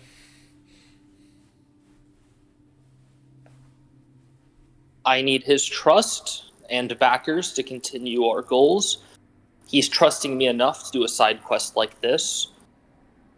If I succeed, I should have his ear on almost anything. Wise. He is. As she kind of like moves her hand, the hand that was holding the staff, pulling it away. The staff still standing straight up as she does. In her hand appears like almost this little swirl of ice magic as it does. You see 4 pillars kind of appearing as she kind of smiles. One of them completely crumbled and destroyed. The other seemingly cracking. And she looks at you. Good. I think Syndra's eyes froze. I don't think Syndra's ever seen this before. No, correct. This is the first time. So Syndra kind of furrows her eyes. Something like this? Mm-hmm. No, Syndra's never done anything about this. No, James hasn't mentioned anything like that, so yeah. Syndra furrows her eyes, but doesn't say anything and just waits. As you wait, she kind of continues and goes, "The heroes have already failed on one of the pillars. The second is crumbling here soon once those 3 fools end up not trusting each other again and go to war. That'll be that. Then the 2 others will crumble as the items fall apart and the heroes fail, and then I'll have what we wish. What you seek will be given, and what I seek will finally be ours. I will permit this, as James is what I believe to be one of the ordained. I'm not sure if it's him, but it is still a possibility, and I do enjoy your plot, especially when you manage to find yourself involved with some of my old enemies. I am glad you were smart enough to recognize that one as a threat. But I'm not happy that you ran as you did. It was poor timed and does reflect ill on me. So I'm going to give you something that you're going to take with you when you go to deal with House Bronzebeard. You will deal with it in the way I ask you to, and both of our goals will be achieved. Is that understood? Of course. She smiles as suddenly the pillars dissipate and the ice kind of shifts to creating what looks to be a crystalline, beautiful vial that's about a foot in length, filled with this blue liquid that you can feel the arcane energies kind of flowing off of it. The vial seems to be a solid piece of ice, even to the quirk, as she looks at you and goes, "Break the top. Feed this to the leader of House Bronzebeard, or whoever you wish to lead House Bronzebeard, and they will fall into line perfectly for you, doing whatever you ask, doing whatever you need. There will be no contention, and you will continue with the plan you had. However, instead of just ending them, as she kind of pushes over the potion and kind of begins to show the icy magic into a form of different nobles having their heads chopped off at dinner or being poisoned as they slowly one by one die in different ways as Syndra in the background laughs maniacally, enjoying her plans coming together. Frejin kind of looks at you and goes, "Each one you will dedicate to me. Won't matter to your power, as you gain nothing and lose nothing from it, but I will consider this a gift, and in return will gift you something else once the transaction has been offered."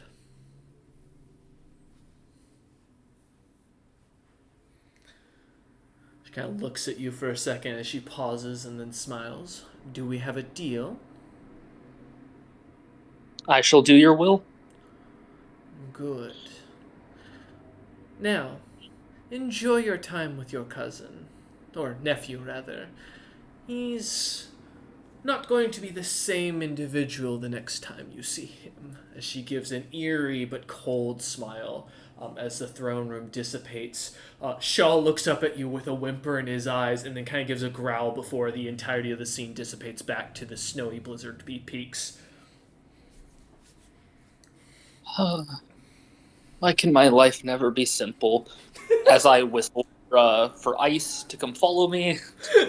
Ice seems to suddenly appear in the snow, having been cuddling with what looked to be like a frosty version of a salamander that Ice had built out of the snow as a snowman. It kind of pops up smiling and runs That over. cat is talented. Cat's very I have talented. great news, boy. It's time for us to wander. We get to go back on the. Oh, go ahead, say. We get to go back on the hunt. As you say this, you see, he sniffs your hand and rubs his body up against your hand. Suddenly, his entire body starts to expand, almost like He-Man's cat. He starts to grow to almost a huge size. Ice spikes beginning to appear on his back. His eyes beginning to glimmer with icy energy.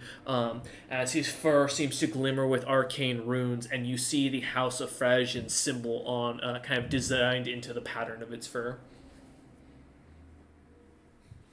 Well, things just got a lot more interesting.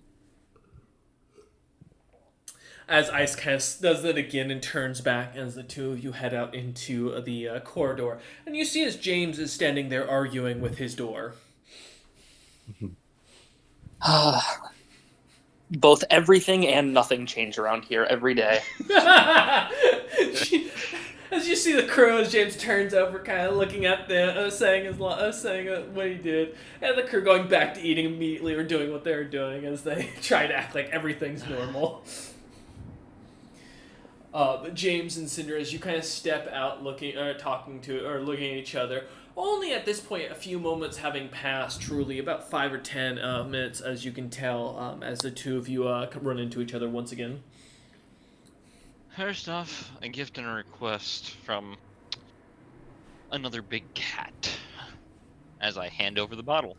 Ice kind of rubbing Bring up your against own James. next time. I pet him. Well, whatever. I'll take free booze. Cinder, as you look over the bottle, this thing you notice it does have an older year on it, about 20 years older as you look at it. Better free booze. It's almost buttering me up. Adorable. As the two of you start kind of walking back through the crew, and I assume heading up towards the captain's quarters. Yeah, Okay. I'll also, once we get above, I'll call for Rollman to come in there as well. Yeah. As the two of you head up, we're going to jump back for a minute. Rollman, as you're sitting up there enjoying your meal, give me another search check, see if you notice anything else. Okay. In like the 10 minutes that kind of passes.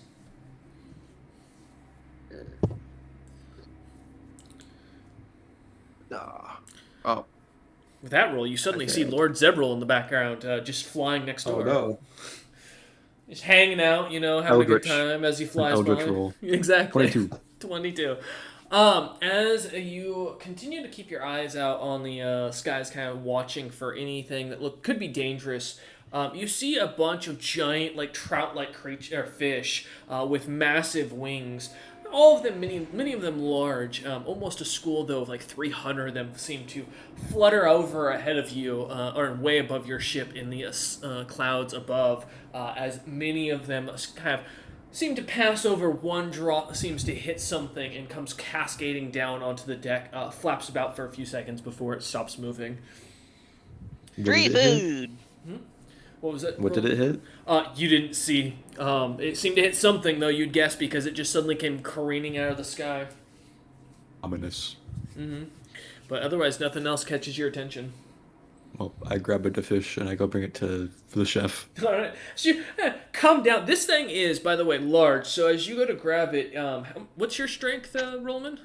My strength is a 18. I am considered large for carrying things. And that's right, because you have the Goliath thing. I forgot about that. Yeah. Yeah. So Powerful easily build. managing to kind of grab this thing almost weighs like as much as you can carry. As you feel the weight and pulling it, it is a massive fish. As you drag it down below, it's like wetly smacking against the steps as you come down. Managing thankfully to keep it from sliding in behind you and like causing you to careen down the stairs. But as you come to open the door down into the crew, almost immediately the door opens in front of you, and you see as James and Syndra are just kind of standing there looking at you with this giant fish. Halfway down, as it's slightly still coming down the stairs for the turn. Hello, James. The fish fell out of the sky. Fishing? Ah, okay, well, we'll step out of your way. I will need you up in the captain's quarters. No worries.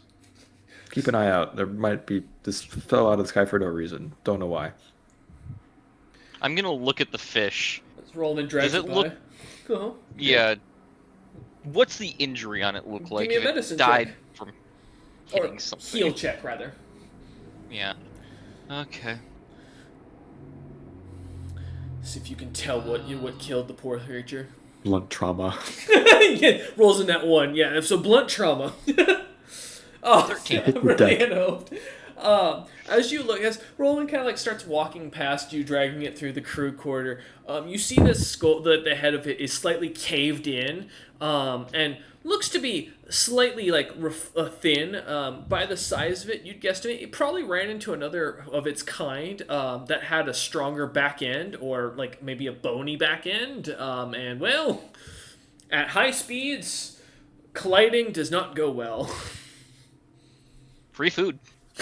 Yes. James just kind of shrugs, saying it as Roman. Well, Catechus' his eyes lighting up as he comes over to help with Roman. Food for tomorrow. Yep. Him For a few days. As the three of you kind of head up the stairs afterwards, or after. Heading up above as you do, you do see as another fish does land onto your deck with a similar wound. As you kind of all three look up and can see almost a whole school of these creatures continuously passing over. Do I recognize the fish? It doesn't take much to recognize. It's a pretty common delicacy. I'll give you it. Yes, it is a thunderhoof. A thunderhead. Hold up. I got it pulled up. I can never remember the exact It's the sky trout. It is. Go ahead, Skytrap. Don't call it sky trout, because goddamn, that'll be what someone's going to expect me to call it in the book. I swear to God. Tempest hoofed headbutts. That's what it was, because it's based on Justin's character. Justin and Cook, some one-shot characters. Yeah. Trout. Never forget. But yeah, as kind of another one comes craning down, you got now two laying on the deck. Uh, As the three of you head into the captain's corner, watching that, you see as the Rough Bloods kind of go about grabbing the trout and or the goddamn, now you got me doing it. The fucking butt Headbutts. heads, headbutts, Butt yeah, heads. butt heads. That works better. Headbutts, so dragging them down below and kind of taking them into the chef's area. this is slowly turning into that Borderlands 2 quest to rename the No. creature. Nope. Mhm. As though the three of you gather in the captain's quarters, James, looking over, you do see your clothes chest has been opened, and there is a pair of pants that, while at one time fit you, now have Damn. been stretched so bad that you're pretty sure the Rough Bloods either wore it as a shirt or. They got thicker thighs than you've ever seen as you put your head up to it, and you're pretty sure your entire body can now fit through one leg cavity. I might be Wait, able wait. to turn this into something I once read about. A piece of cloth to help someone fall slower. Although it might rip. I think you need to put a As I- lock on your clothes chest, is what my thought is. I can make more. Clothes? I didn't know you were a clothes maker, James. Clothes protect. I make anything that can hurt or protect. Oh, okay. Well, what are we meeting for? As I go to call in Glimmerrock or Glitterrock? Glitter Rock. Glitterrock. Glitterrock. Why are we calling it Glitterrock? As Glitterrock is on his way, I will explain to Rollman. Well, we learned that we either need to thank him for his service or find out some of the truth. As from what I've learned, his father, who he says worked with mine, was a eunuch. Okay, before or after he was born? And he had no Supposedly. kids when he was a eunuch. Okay, Yeah, here, one sec. that's interesting. Let me just type something up real quick. Well, he's done good work. He latched on a job very quickly from when we acquired him. Yes, and I know Syndra is going to have some other extracurriculars to run off to and deal with, given the size of the letter they had. We'll also be sending off Rad to do a job. Notify a specific dragon lord about problems. Okay. Just referencing to the letter, given that the Anvil is one of the most peaceful people, and well, we can't really have. He wouldn't really like slaves going on, from my understanding as a character.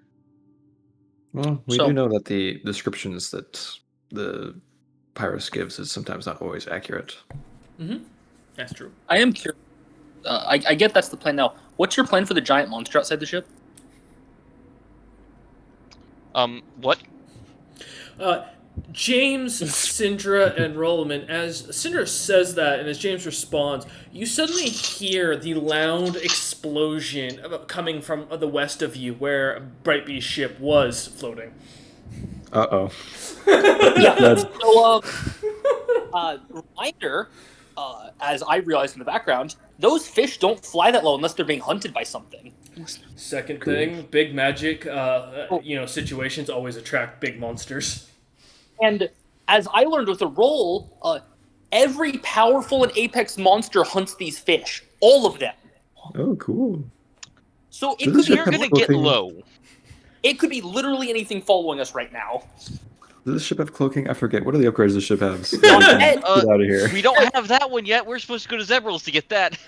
we pick up, we pick up. We do have a later. 25% miss chance for combat. It does We're have that. We're just really tanky, so we need to go. You Okay, cool. hear- Yeah, we're Let's, gonna go low You and hear get the fuck away. the door to the captain quarters, hear a loud knock on it as you hear Glitterrock go on the other side. Captain! I Yeah, open we're the going door. low now. Opening the door Yeah. as the shout of the order comes out. Ooga Chunga just shouting out confirmation. Yeah, we Battle talk some like. stations. Yeah, I rush out of the room. Yeah. Heading out in past Sindra where up on the crow's nest. Do not fire unless we are being attacked. We do not want to provoke whatever this is. Because I want to waste no time, I literally run vertically up the crow's nest. flying up. You see as one James of the rough rushes to bloods one of is the fucking standing up there ballistas. with you as you get up there and like look at, like hands you what he his little like telescope he's managed to put together, which is basically, as you realize, just a large bottle. I mean, I did pay for an actual spyglass up there. Yeah, and it's still there. But as it's also too short for him to to lean over and not push his ass against the thing. I paid for this from Giants. I trust I the was man. gypped.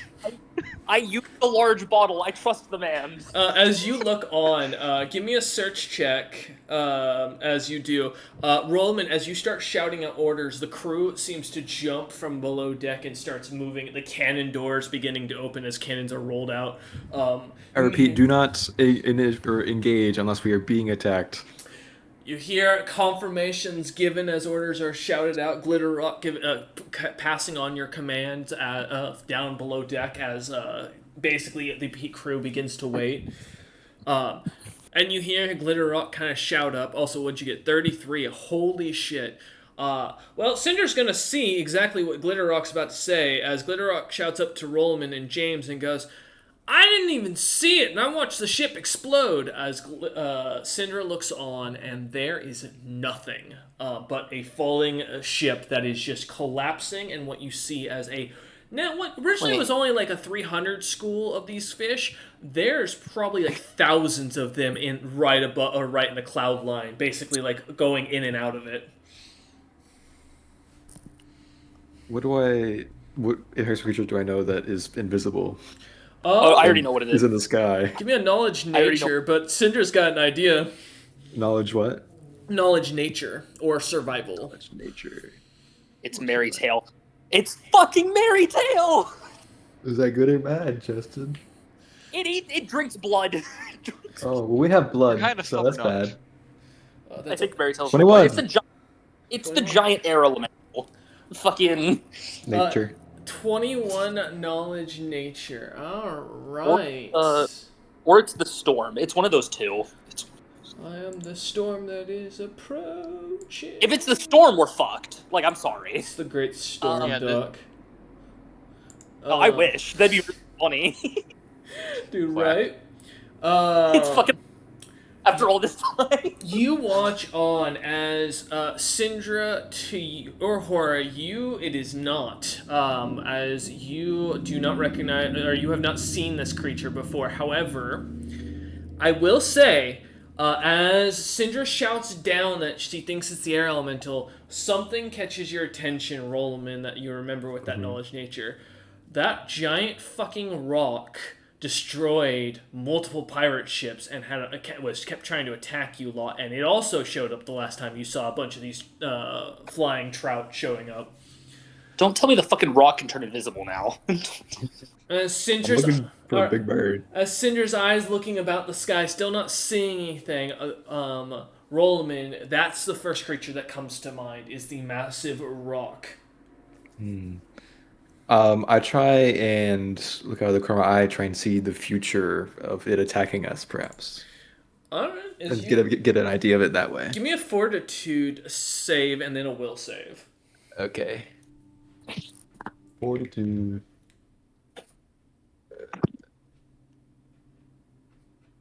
Oh. This. Fortitude is a 23, Okay. and then for Still the will saves save, I will. Concentration, yep. I would do concentration instead. Yeah. I want to put mine. You gotta do it every time on me. Yeah. Well, you see, my will save is much worse than my concentration check. That's fair. Believe it or not. I'd hope so. 43. It's Okay. 43. Well, that's good and bad. So good news. Ah, Rollman manages to, as you guys kind of, as Syndra's eyes are kind of still looking about for any sense of the creature, watching on the wind to see if there's anything else. Seeing the ship suddenly get cut again as you watch what you assume to be where the creature's at currently, which is still about a mile to the west of you as you continue watching on. Rollman kind of looking out the side of his eyes. James, give me a quick spot check real fast before I explain what Rollman sees. Monocle's on 31. James, you do see Roland's eyes go fully jet black, and the pupils themselves turn a golden yellow for a moment as he seems to look off to the side. Some sort of effect going on. As Roland, you activate your ability. Looking out, you see what looks to be not only a massive flying creature that looks to be identical to the rock, but now instead of the brown feathers it had before, its feathers look to have been whitened. A large purple, seemingly lines drawn all across it look almost like a rune if you had to guess it. But that's not the only thing you notice, as this creature seems to be attacking the ship in the distance. It's already basically careening towards the ground as it continuously is trying to chop it up. You notice the entire skies are turning, look to be a massive wintry storm. Small mountains in the distance, and what looks to be even towards the ground in the distance, you can see small little groups of what looks to be individual figures kind of huddled together. A wasteland basically of just nothing but snow and ice everywhere you can see, except for the occasional glimmer of what looks to be long strips of blue light that seem to be kind of careening in the distance. God, he saw into the Ice Age. Yes, I apparently. Do I see a path that leads us to not death? With that concentration check, as you kind of turn your eyes, the ability kind of keeping, you feel your face is kind of constricting, the veins kind of beginning to expand, your nose starting to bleed. Thankfully, not yet taking any damage, but your body is not feeling good, Rollman, as the effect of this continues. You look on and you do see down below, out of your left eye, you see the town that you're going towards and see what looks to be a successful vision of James celebrating, Syndra drinking in enjoyment, and the crew happily as you sit in what looks to be a table watching them in a tavern. Out your right eye, you see to the side this town completely devastated and destroyed and covered in heavy snow. Okay, I tell Ucho get out of the way, and I'll start driving. Pushing Unga Chung out. No, and he's she kinda lets literally go. damn it. He's with both eyes watching as he goes down. He's rolling. fucking cross-eyed. Me- He's Sid the Sloth. One eye's going in each direction. I'm Look, concerned. I've flown this ship a lot. Okay. Give me a use magic device with we'll call it a +2 extra on what you're at on. You think you assume I add anything? I didn't. Oh, listen. I figured you put points into it by now. No. No. I'm going on my natural ability. Oh, bro. The artificer. Oh, okay. That's +2 to that, so 22. 22. As Rolliman manages, even with both of his eyes, and James, you can see his right eye is bleeding, tears out. His mouth, he's biting onto his lip where he's drawing blood. Rolliman is physically in pain. His body and muscles are expanding and tensing as he's continuously using this ability. His eyes not turning back to normal as he goes. Watching as he gets closer to Or at land. least I know how to make magic eyes later. Fucking Right. damn it. You can see his eyes are turning from this yellowish to blue to slowly to red as his blood is turning from reddish to black as his body is beginning to hurt. Rollman, give me another fortitude save and another concentration check, I guess. And as you do that, and we'll see if you manage to keep consciousness. 29. Yeah, your conscience, okay. Can you keep your mind about you? Yeah, hopefully. God damn. 37. Yeah, as you keep your mind about you, James, do you do anything as Rollman is guiding you down easily, what looks like avoiding what's going on above you? I'll have Unga Chunga go assist with the spell cannons. I do know they'll probably need at least some. They'll probably need some instruction in that matter, and Glimmer Rock can only handle so many. Well, also Glitterrock was Glitterrock. ushering Rolleman's orders earlier, so as Yeah. Uga Chunga looking at you, nodding and heading below as you just point down below, she seems to understand immediately and heads down. As Only you fire continue. when something approaches to attack at this point. She nods as she heads down, kind of standing at the stairs, shouting orders to the crew, and like very simple, common, as they seem to give affirmation. Glitterrock kind of going down to help further with other items as he disappears. Syndra, up on the crow's nest. Rough Blood has started to descend as it is too crowded for him, as he kind of keeps bumping into you, mostly because the ship isn't flying very comfortably right now. So he's climbing down, thankfully, easily getting down there. What are you doing? Well, first, since I don't want to be grabbed by a rock of a crow's nest, I'm going to cast Camouflage. Okay, smart. Personally. Yep. And, I mean, I'm up here as a combatant. I'm going to wait until something happens to attack. I will cast Owl's Wisdom to prepare if battle happens. Okay, give me a high check. With camouflage. Yo. Excuse me. Spicy food. Taking bites in between. Fuck. There we go. 28. 28. Okay. As you kind of cast your magic, feeling the spell kind of cover over you, immediately blending in with the crow's nest itself. You watch on as the creature continues going about, as the ship over in the distance continues to get shredded, and the occasional trout just suddenly drops as the butt heads go flying towards the ground, exploding in a red mist as they hit. There we go. As you watch this, though, is there anything else you'd like to do while you're standing up there? Nope. Waiting for my time, just keeping an eye out. Okay. All right, as you watch the creature continuously tearing into it, and then seemingly as the clouds seem to split apart for a moment, the creature seems to disappear into the break apart, vanishing as a mist of red can be seen where the creature seems to pass through the school of butt heads. Or headbutt. God damn it. The headbutt.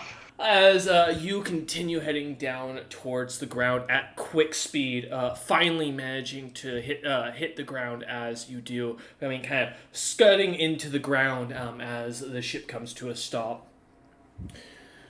As Check for damages. James shouts out orders. The crew kind of goes about its work as they begin. The cannon crew staying on the cannons, but the switch-off crew going about checking the bottom of the ship. All right. Syndra, are you climbing down from the crow's nest, or are you staying up there just in case? I'll stay up here for a little while. Okay. Rollman has... Roman, you can let go of the steering wheel now. We can't go any lower. I guess I'll unfocus my eyeballs. Yeah. Blink a few times. Suddenly the magic seems to dissipate. Rollman, you feel a headache, kind of, and you do have a point of exhaustion on you, as you feel the weariness on your body kind of take hold from the spell. You also begin to hear something slightly at the back of your head, but it sounds like a whisper of something, but it's too faint to make out in the background as James kind of looks over at you saying this. Am I exhausted or fatigued? Fatigued, my apologies, yes. Okay. Alright. My eyes hurt and my head hurts. Are we safe? Well, we're checking. You kind of crashed headfirst into the ground. That's not head first. It was a graceful You're landing. right. Keel first into the ground. As James points to like the 3 trees that are broken from where you landed, Pat, or crashed into them behind you. I look up at the sky, see if I could see anything. I was being chased or anything. Give me a search check, and Syndra and James give me spot checks. With my previous spot check, would I have been able to spot that red mist that ended up? Oh, earlier happening? when it pushed through the clouds, yeah. All right. 21. 21, okay. 18 from James and Syndra. Let's see what you can do. Let's. Whoo, fuck.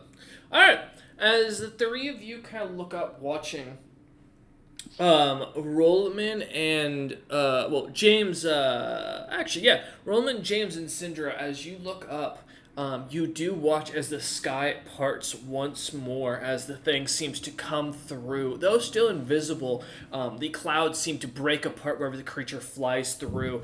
Red mist from the sky headbutts kind of being torn apart as the creature slams into them at such velocity, some careening down towards the ground after smacking into it, as the creature seems to be showing its trajectory as heading straight towards you. The bird? Correct. That's bad. Mm-hmm. What's the terrain looking like right now? As you look about a mile down the road, there is a small town of about 12 buildings, from what you can tell, and what looks to be a small group of peasants coming towards you. To what you assume to be investigate the crashing ship, as well as the one that just got shredded out of the sky. As you look about, otherwise, it's mostly a rough, hilly, slight plains of stone and moss, and a few trees scattered about. So this thing also hunts for blood, right? Wait, this is Bennu, right? Correct. Hide any crew member above large. That's all it needs. They all should be below deck. Unga Chunga wasn't. Make sure They are now. Yeah. Anyone bigger than large should not come above deck. That's what Bennu needs. I will go down and let them all know to stay down. Prepare food. It can be distracted with food. As you hear Give me their Sid fish. this down. Yes, Yeah, I'm going to go drag out one of the headbutts. Throw the fish at it. It'll eat it. As Rollman and James kind of head below deck, Syndra still kind of disguised into the crow's nest. Good. I'll grab the fish and then fucking chuck it. Alright. I'm gonna eat one to convince it to eat. Rollman, as you head down below, kind of Unga Chung kind of stepping aside as she steps into the stairwell more, trying to stay out of view. And as you head through, you see Catechist just looking at you with the most despairing face as he sees you coming for his. And he is preparing, as it's already salted, slightly cut up. You can see it's slightly perfect. He'll enjoy it more. The other two just being sat to the side that haven't been chopped up yet. Grab one of the raw ones, damn it. I'm grabbing all of them. I'm being safe. You see two of the crew members kind of grab them to bring them to start bringing them with you over to the stairwell. I stop them immediately. As long as they're not large size. Yeah, which one? That's what matters. Are they Snowbeard or are they? You've got a couple giants? Snowbeards amongst your crew still, yeah. Snowbeards can help then. As you see the other two kind of headbutts being dragged up behind Rollman, the creature is moving fast as you watch Syndra. You figure another few seconds before it will be colliding with your ship. Yeah, I'm gonna cast Speak with Animals to try and convince this fucking thing. Alright, let's see what you can do as you shout this out, or as you shout out towards the creature. Friend, we feed you, if not run into ship. Alright, as Rollman, give me a free flex check real quick. Let's see just how fast you are getting this thing up the stairs. Yeah. I will also go into ferocity. So I Okay. get +4 to strength and dex. Hell yeah. Yeah. Unfortunately, that makes our in fatigue, so I have a -2 to strength and dex. So it's just a +2. So reflex save, you said? Yeah. Okay. Just how fast you can rush up.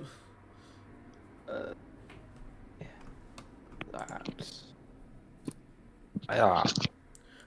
35. As you're casting this, shouting it out, Syndra, you see It's not a cat. It's not No, you're trying to hit. yeah. Oh, okay. I got you. As you're kind of casting this and begin to shout this out, you see as Rollman's coming up, grabbing the other two fish as the Snowbeards are kind of pushing them up as fast as they can, and he is chucking them over the side of the ship. You know what? Give me a strength check. See how far you can get these things, Rollman. What'd you say? Give me a strength check. Strength. See how far you can throw these Strength things. check. All right. Yeah. I am strong. I'm just gonna like, As long as I tell himself I'm strong, right? yeah, do like an Olympic spin as you chuck it off the ship. Yeah. 14.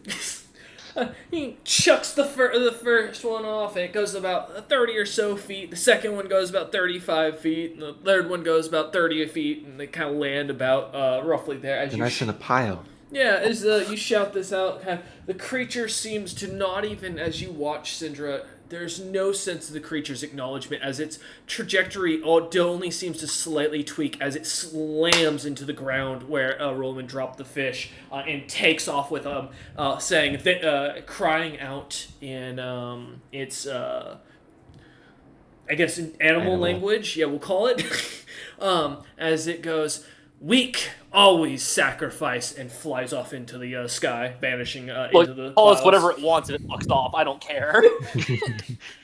Yeah, I was saying, give me a sense motive to see if you think the thing will come back. Sure. Animal. As Rollman and James Let kind me of be watch clear, up from my the stairs. ship can't handle that yet. Let's say, I gotta get Oventium plating. true, right? Can I argue handle animal since it is an animal? You know, sure, I'll give you that. Okay. Let's see, I have a +7, 15, 22. You get the sense the creature thinks it's definitely gotten the better of you as it flies off and is definitely not coming back, as you wouldn't be much prey. Okay. I think we're good. As Cinder shouts this out, the crew kind of waiting a few cautious moments, holding the breath, and as nothing appears. How close are the peasants now?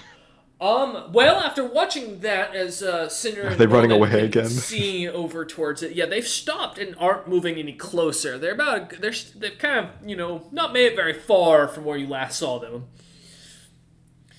After seeing that giant creature seemingly come out of invisibility as it landed and turning again as it flew off, they seem to be cautious, is what you'd gather from this distance. Stow the cannons, stow the armaments. Sounds like we're okay. What's the damage report? You hear Glitterrock shout up from the bottom, goes, "Well, one of the bison sprained its ankle, but the ship's fine." A good landing then. I stare at him. Not Glitterrock. I stare at Rollerman. Hey, a good I'm landing. gonna No go one heal- important was injured, and the ship is fine. Hey, we've actually gained from this. We have info to sell. No one knows the rock can do that. Yeah, Cinder shouts down. We'll sell that off. I'll head down. Anyways, Yeah. Unga Chunga, could you get us off the ground, back to below hover and over towards the town? I think we freaked them out enough. She nods as she kind of heads up towards the wheel, giving Rollman a light pat on his shoulder as she does. I sit down. Sitting down one of the steps, kind of taking a moment as the ship kind of starts to lift off and head that direction. We're gonna take a quick 5-minute break for the players, for everything, and we will be back in a quick moment. All right, as we return back from our little break, the party, having taken a moment, Rollman catching his breath, James kind of going and checking about his ship, Syndra kind of watching for really any other signs of another apex monster just showing up out of nowhere. The ship kind of takes another about 10 minutes to get over next to the city. It comes to a stop about 30 feet or so from the peasants who are kind of standing outside. And as you get up near them, kind of James and Rollman, and Cinder, as you come to the side of the ship, one thing strikes you as kind of strange. They're all elves. A town of elves Wow. here? That's interesting. For slaves. And you see a kind of larger individual. He's about 6-foot-ish, long silver hair, very almost like snow white skin, bright green eyes, kind of standing in front of the group, wearing heavy leather armor and having a large longbow on his back. Rollman, give me a knowledge local, if you wouldn't mind. Okay. And if you don't have that, just a knowledge check. It's on you. I do have that. Oh, shit. Bro's gonna I remember have everything. 2 whole ranks in that. Oh, let's see. Oh, 13. 13. You would recognize this individual, not himself, but the bow he's carrying, not only as a very advanced war bow, which is like almost like a +3 bow, but would recognize as a chieftain rank amongst your people. Mm. As this figure kind of steps forward, looks up, and speaks in primitive and goes, "Who speaks for you?" As I only know the curse words in primitive, has been very well established. I look to Yep. roll them in real quick. I'll ask you real quick. Do you want me to speak for us while we're here, or he's asking who speaks for us? Yeah, you can. I still need to learn the rest of that language. It is not simple. I will respond. It is I, and I'll do. Is there like a greeting to chieftain status individuals in Elven culture? Yeah, well, just usually a deep bow, as a sign of respect, kind of showing you the back of your neck as a sign of like a submissiveness, because that also puts you at a weak point to them. Is kind of the general idea. I'll do that. As you deeply bow, still on top of the ship, he kind of looks up at you and goes, "Oh, I know you. I know you well. I know your mother, I believe." He looks Well, up. that's interesting because I don't know you. I'm not surprised that you were. And he kind of like you roll him in Cinder. You see as he kind of like leans down. I think Cinder actually speaks primitive, so in fairness, but Yeah, I I find. think you do, yeah. There you go. no, perfect. James, you see as basically as the only one not understanding, he kind of like leans down and like puts his hand to like his knee, and it looks like he's seemingly almost kind of suggesting someone being that small as he's talking to Rollman in primitive, and goes, "Yeah, I remember when you were this tiny. That's probably why don't recall. I was a servant," as he puts in air quotes, for those bastards, as James recognizes that word immediately. Um, Okay, so he's talking about my family. over in the Frosthammer territory. I served the current head of the family until we rebelled. Good for you. He nods Oh, and great. goes, "I am Lostfoot. At least that's what I go by now." He kind of points to his foot. You see a wooden nudgel like set there. Battle wounds. He nods and goes, "Ass, dragon took it. I took its eyes. What do you With the seek?" trade, I would think. He nods at that as he like stops for a second and goes, what do you seek?" Hey, James, why are we here? One, let them know that it's okay. The beast is gone, and two, if this is the mining town we were aiming for, I need to talk to an adventurers guild, and we were gonna have Syndra set off. We are in search of just somewhere to stop by. Is there an adventuring guild in this town? The guild still operates. They run the mines. The rest of the city has been taken under our control after our requisitioning. Mm-hmm. Yeah, that is our purpose for being here. I'm sure we won't be a bother. As well as, does that rock ever come around, or is that like a one-time thing? Oh, the great god Bennu? We leave out Yeah. food for him regularly. He comes by annually for his offerings. You Ah, came we at a picked the wrong wrong day. time. He nods. But you are welcome to eat and drink with us. You seem to be at least kind individuals. I recognize the banner of the Ironheart as one who frees slaves. So eat, drink, and keep yourselves to your kind. And we see no issue with you being traveling through. All right. I will relay that to James, his benefit. Tell them I'm grateful, and they are more than welcome to partake of services. I don't judge my customers one bit. Okay. Thank you for letting us do that. We also have services that you may have. We make things. He looks up and goes, "My men are mostly druids and rangers. If you have any equipment we can use, I'll be interested in trading. We have quite a lot of wealth from our previous benefactors." All right. We have leathers. I'm guessing that I'm just going to get a live translation, and I'll just say we have leathers, bones for crafting things for druids if they can't use metal. He looks up at And- James and goes in common. I can understand the common tongue, as well as Dwarvish as he switches to that.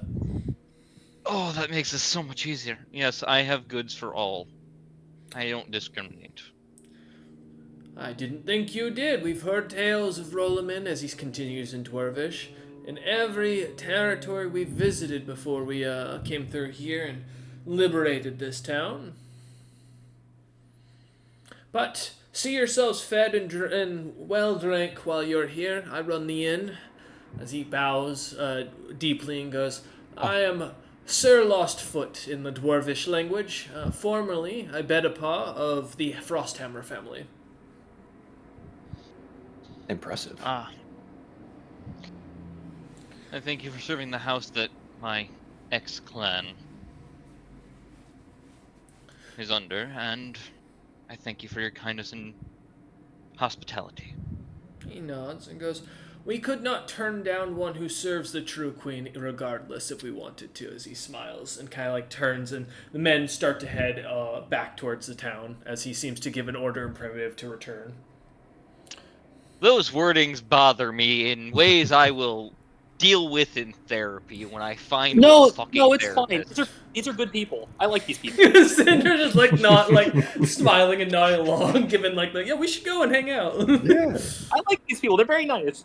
First Well, nice we're people we gonna- met. Good. I'm gonna go find Rad, give him his job of taking a copy of the letter that I received to the Anvil's lands. As you guys watch, James looks over to Glitter Rock, asking where Rad is, and the two walk over to a barrel that's right next to the captain's quarters that has a cork in it, and he just kind of knocks on it a few times as the cork pops out, and as James Glitter Rock explains to James to lean down and whisper it through the hole. Suddenly, Rad pops out of the barrel and runs off. Well, Okay. I tell him to wait a second. I get him his 2 mountain giant teeth. He does not wait for the mountain giant teeth. As Wow, you look alright. in, the barrel is still filled with those teeth. You can tell he's coming back. Oh, I'll just put his mountain giant teeth in there. James, as you look, it's not working. That barrel is not going to fit a mountain giant tooth. Well, fuck. I go put James, it I back. thought you were smart because that tooth is obviously bigger than that I'm a barrel. little frazzled at the moment. As you kind of thinking about that, You're James, always frazzled. Being the state constantly doesn't make it any better. as the three of you kind of deal with the mountain giant tooth thing, kind of leaving a note in the captain's quarters, James, for Rad to pick up when he comes back. I owe you 2 tooth. Yeah, the three of you kind of heading towards the thing or the elevator to be let down as you head down to the ground. One of the roughnecks kind of following after you, or rough bloods following after you. As the 4 of you head into what is a decently built, simple stone town, as a broken down inn, and what looks to be the only nice building, as you realize, is one of the larger guilds. And give me a minute to find my guild notes. I'll give the Also, roughnecks and roll 'em. others the basic rundown of elven culture and to not piss them off. Okay. I've been around Roseman long enough. I had to figure I'd know not to. Yeah, be sure. alone. You know, I'm telling it for the other people's benefit. I'm magically charged. If I'm alone, I'm getting eaten. That's true. That's true. Hey, you have a hard shell. They might not to eat you. That's what you want to hear, as Roland mentions that. Just I'm afraid of your slowly look armor. at the armor, slowly look up at Rolamin. Yeah, exactly. Alright. You know what? It just makes sense. Why no. not? Okay, I know what guild's gonna be in town. Alright, I don't have to think too hard about this one. As you kind of head into town, James, Roloman, Syndra, and your rough blood bodyguard, you kind of just see the middle or the second eldest, who seems to be somewhat capable now with a great sword that he carries on his back. He's wearing his leather armor that you had made him. That kind of covers the him, baseline stuff. and does still have a shield, though designed as a tower shield. It's just like an arm shield for him, a little buckler. Bite me, I dare you. As you kind of head into town, the three of you do notice, as it's prominent, statues of like almost blue ice that seem to shape this beautiful woman, almost as a queen, in glimmering dress with a gorgeous staff that kind of stands out. These seem to be present everywhere, and they look to be well taken care of. As there's fresh flowers there, and these statues look to be well dusted. As many of the elven citizens kind of go about their day. Mm-hmm. Is this a very specific ice demon nest that I've seen once? Yes, this does look exactly like her, as you recognize her. That's what they meant. Yeah, good people. Good people. At This is like a least common they're less faith? likely to skin me. When I was among elves. No, not at all, Roman. Okay. You've never seen this woman before. Actually, no, that's not true. Interesting. You have seen her because you guys saw her when she got broken out of her item. Yeah. But yeah, no, not at all. Common faith among the ice druids. Well, I'm not an ice druid, or you say ice druids? Yes. Okay. I said ice elves for a second. I was like, Winter Warden. So... We serve. I will Is also this a guild note, to the Winter Wardens? these are, as you notice, Rollman, a specific type of elf that aren't very common in your homeland. Most of them are Starlight and Mithril elves, as is the traditional D&D translation. I have my own version, but we're not going to go off my custom names. We'll be here all night if we do. Yeah. But as a very rare elf, and what was your question, James? Sorry? No, I don't have a question. Just Okay. I was gonna see if Roland could possibly also try to hire a messenger to go get to see if the red-haired Snowbeard is still back at Hardhelm. Well, they're gonna be walking here, I think. To be honest. Well, no. In the message, tell them that something that interests them might be in the capital. I can try, but it's not gonna be a fast process. You just need a message sent? Yeah. Thank you. Oh wait, you'll be heading that way, won't you? No. Give me a second. I have a spell for this. Oh, no. I need to find an animal. I'm gonna cast Animal Messenger. As you guys Fucking kind of squirrel. walking through, seeing this beautiful golden building glimmering with its windows filled with these like brown gemstones that seem to glimmer in the somewhat light sunlight that seems to poke through on occasion as the light rain continues sprinkling down around here. As you walk through, Syndra, as you look about, give me a spot check. Let's see what you find. Sure. Find a giant rock hurtling towards us. You do have ice following. He'll do the message. Yeah. I assume ice would be following with you, but I assume you're not sending ice. So. No, ice is just walking. Well, ice is too big. Yeah, that's fair. That is a 29. 29. You do see a couple of what looks to be like barn cats. What looks to be a couple of local dogs, like wild dogs that the children would, usually feed. Some that look to be probably at one point for keeping or herding animals, but now their master is long dead or gone. Kind of wandering about. You do notice a squirrel that seems to be white in color. Seems to be kind of just sitting on one of the buildings, just cleaning its tail as it watches on. And lastly, you do notice a small bird fluttering about. Good. Is the squirrel related to we met them on the southern continent, the meat-eating squirrels? Oh, the fluffy oscus? No, the little. We met a little red carnivore that wasn't a fluffy oscus. Yes. That were carnivores. Yes, the separate breed. Give me a knowledge nature. Okay. If you recognize the breed. Really started calling them fluffy Etos. Cheeto. God damn it. 32. 32. As you look on at the creature, kind of studying it, They look similar, but this creature does not, as you watch it pull out of its cheek a large nut, and it's an actual nut. You assume this is not one of those creatures, and more of a. If it is, it might be a vegetarian or vegan version, or I guess herbivore is the proper word for animals. I will hand James a tiny scroll because I'll have to write the message before I cast the spell because it's going to carry the scroll to wherever he wants. I hope she can. Well, I hope she can read common. As James starts writing in common, James, give me a calligraphy roll. And that'd be a craft, so that'd be an int check. Mm-hmm. I will say you're going to have to pick someone that's easy for this animal to find to give the message. So you're probably going to have to go through a person to get it to who you want. Well, Hodger Stronghelm Jr. should still be there. If not, his second command should be, so... I'll send it to the second. He should be easier to find. Mm-hmm.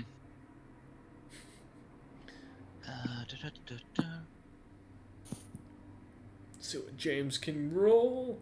Ooh, 16. 16. Yeah, as James, you managed to cleanly get right up something. I mean, it's not great, or it's not beautiful handwriting, but it's clean and legible.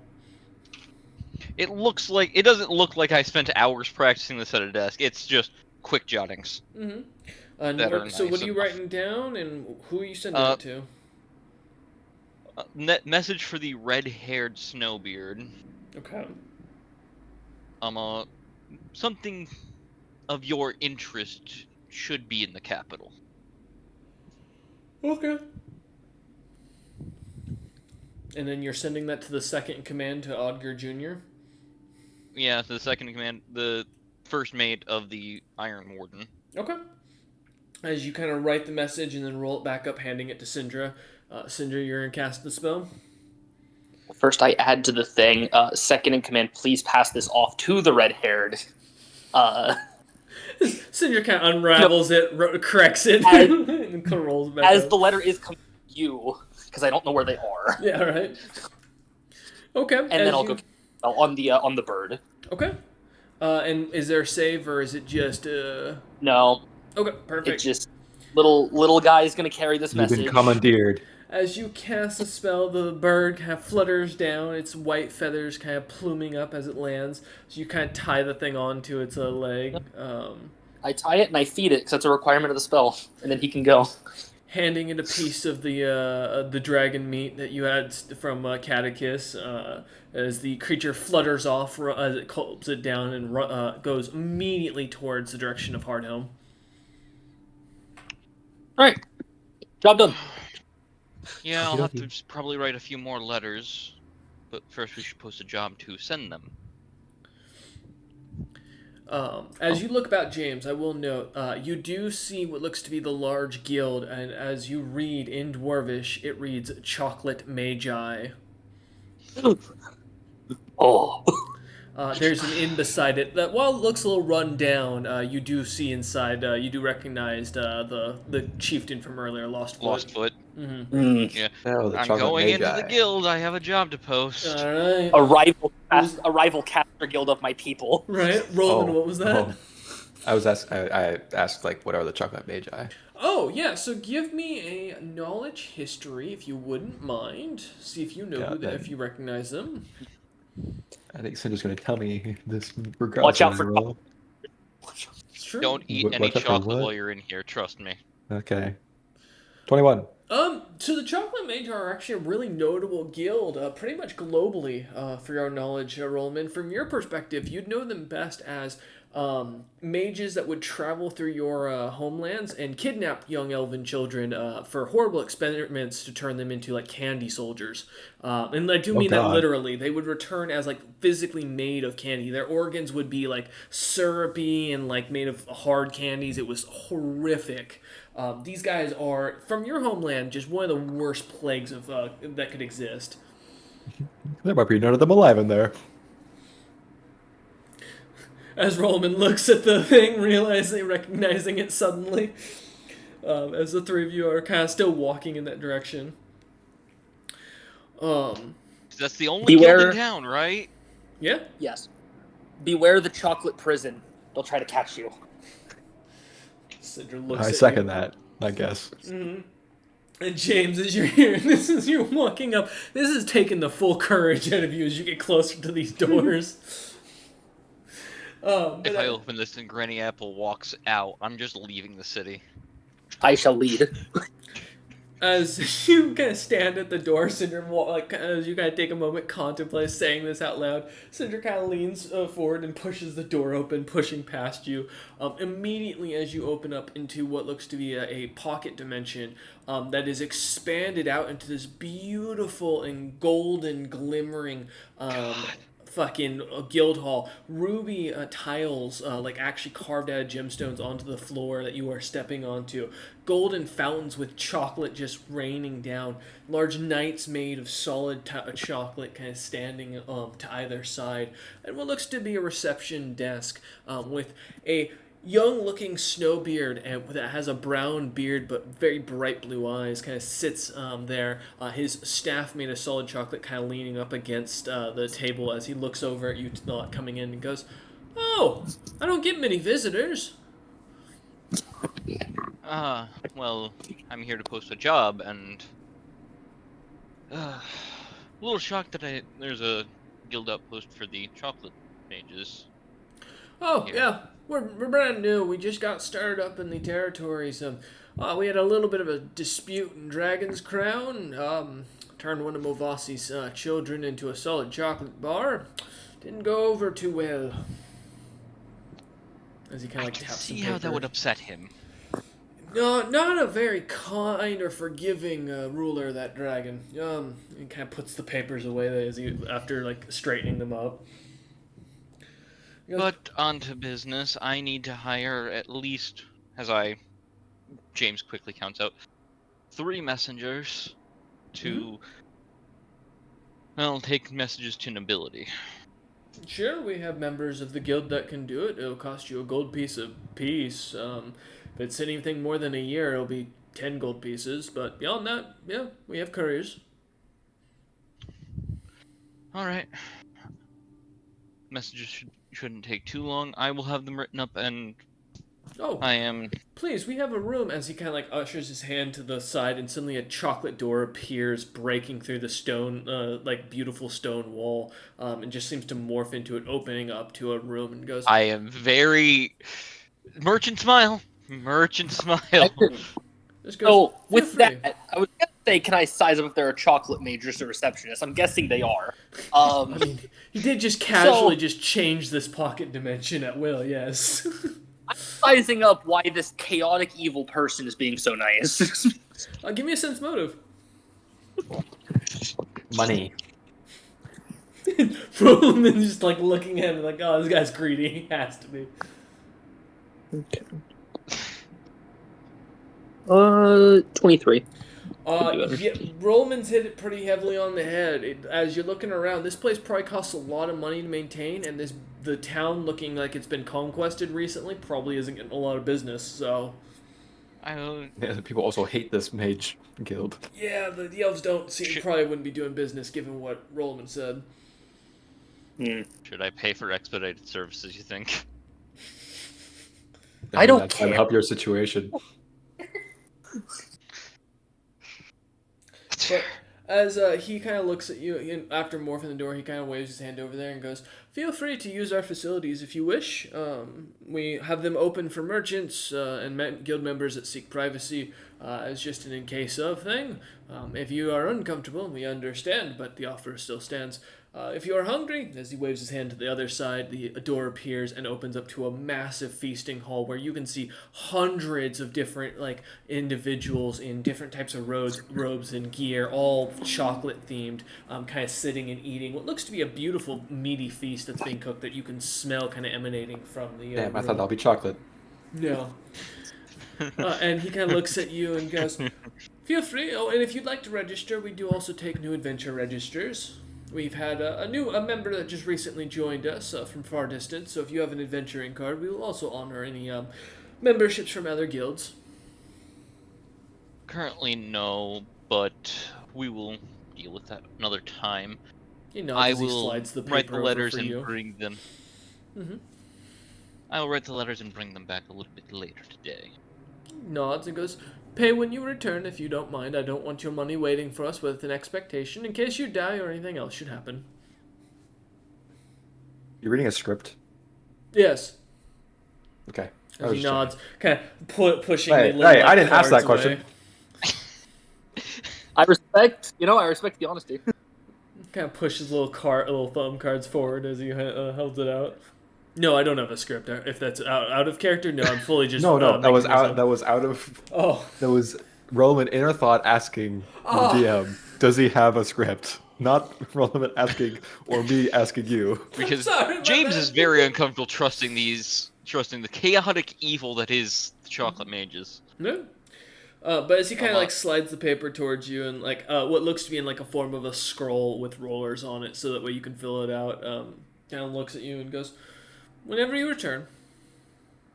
All right, I will make Okay, sure cool. I have the 3 messages ready to go. Thank you. Is there anything else I can be of assistance to?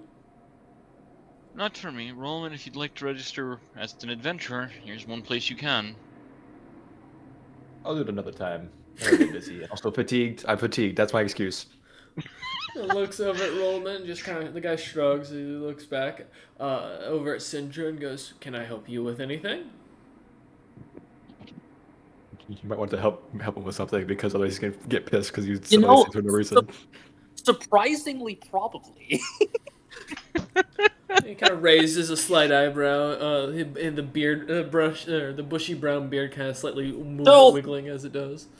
If I needed a trader dealt with, Looks at you and goes, "There are many who work in those fields. We do offer and do cater to those services." excellent. Yeah, As he I'll kind start doing of, whatever needs to be done to get someone killed. he kind of looks at you as you realize you're 100% serious and kind of like sighs as he leans down and starts pulling out, opening up a drawer and pulling out a huge amount of files as he starts setting things down, like sliding over files for you to fill out, and it's just information about the target. Basically, disclaimer: it says, "Hey, if they're royalty, you take up any wrongdoing. If we get caught, we blame you. We will basically admit it was you. If it's a noble and we are in good contract with them, we can turn down the job. Your standard expectations for hiring a hitman." Good thing it's a bastard. Oh. As you kind of start working through it, the paperwork's going to probably take you an hour as you look at, like, he is pulling out still more and more. It's going to take a minute. That's fine. I'll stay here. Fun. As Cinders kind of stands there, James and Roman sing this. It's going to take a minute. Cinder completely enveloped into it. James, are you going to just turn and head off? You want to start I guess writing I'll those go letters use- in the tavern? Yeah. Hopefully I don't get burned for using magic in there, because I'll make sure they're as good as I can. Why would you get burned for using magic? As the two of you start walking out through the doors. I meant cooked. Why would you get cooked for using magic?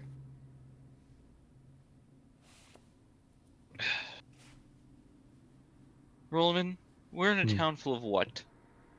Elves, they don't really care if you use magic. They just want to eat you. Without the magic part. Like, it doesn't matter if you're running a non-magic or not, they'd still try and eat you. But it's okay, you got me. As you walk up to the bar door during this conversation, or the inn door, rather.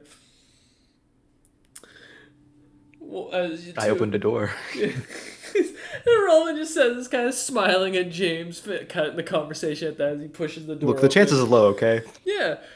It is a If I walk full, in. like, tavern, with a back inn that you can see is pretty open. The back area looks to be like a barracks almost. A couple of little separate rooms that you can kind of see somewhat look to be set off to the side, with their walls that look to be like kind of pushed in and set up by someone else or by the innkeeper rather than like professionally designed into the building. The tavern itself looks to be pretty simple. A couple tables, a few elves sitting about. You do notice a group of what looks to be a mix of avian beast folk, looking adventurers in different kind of gear that are all kind of sitting about as they kind of watch you lot come in. One of the elves throwing what looks to be daggers at a board with what looks to be a couple of snowbeard sigils, recognizing the Frosthammer sigil up there specifically, kind of stops. But as Lostfoot kind of sees you two come in, he kind of smiles and waves you over as the rest of the inn goes back to what it was doing and goes back to quiet conversation. Look, James, you'll be fine. As we're walking over, I just whispered to him, like, you'll be fine. The chieftain, he gave respect to you, so everyone That's should be well good to know. behaved. As you two kind of walk up to the bar, the Lostfoot looks at you and smiles. And now his bow's kind of sitting on the side of the tavern wall, basically hanging there. He looks over at you though, smiling, and goes, "So we got dwarven wine, dwarven ale, and some sort of dwarven barrel ale." Part of me wants to help this man by labeling them clearly for him, but I'm gonna just start writing the letters. He's a bit preoccupied. Paperwork. He kind of looks over at seeing this. I'll have some wine. Looks at the Roman, smiles, and goes, "Fantastic, me too." As he leans down and grabs a bottle and starts pouring 2 cups. And hands you it, takes a deep drink of it himself, and goes, "Oh, those dwarves can make a good drink." Or Did you leave any so. alive? Oh, we didn't even kill the people that were in the town initially. We only killed the militia that had taken the town over. I see. You know, the whole like war with those dragons and the local clans. It's sad. The whole issue. I assume that. I mean, the only reason that the town was still standing, the militia here didn't destroy the town when they rolled in, was because the Chocolate Magi Guild. Pours another drink for himself as he kind of continues talking with you. Goes, but you know, we did loot the place. We did kill a few Frosthammer patrols that came nearby. And it's probably likely they might mount a larger force against you. He kind of chuckles at that and goes, "You'd think he would, but he's got his head so shoved far up the Lord of Venkos's ass that I doubt he'll be coming anywhere near us for a minute." Too distracted with saving his own behind. He looks over at James and smiles and goes, "Could be. Could be the fact that what the rumors are saying are true.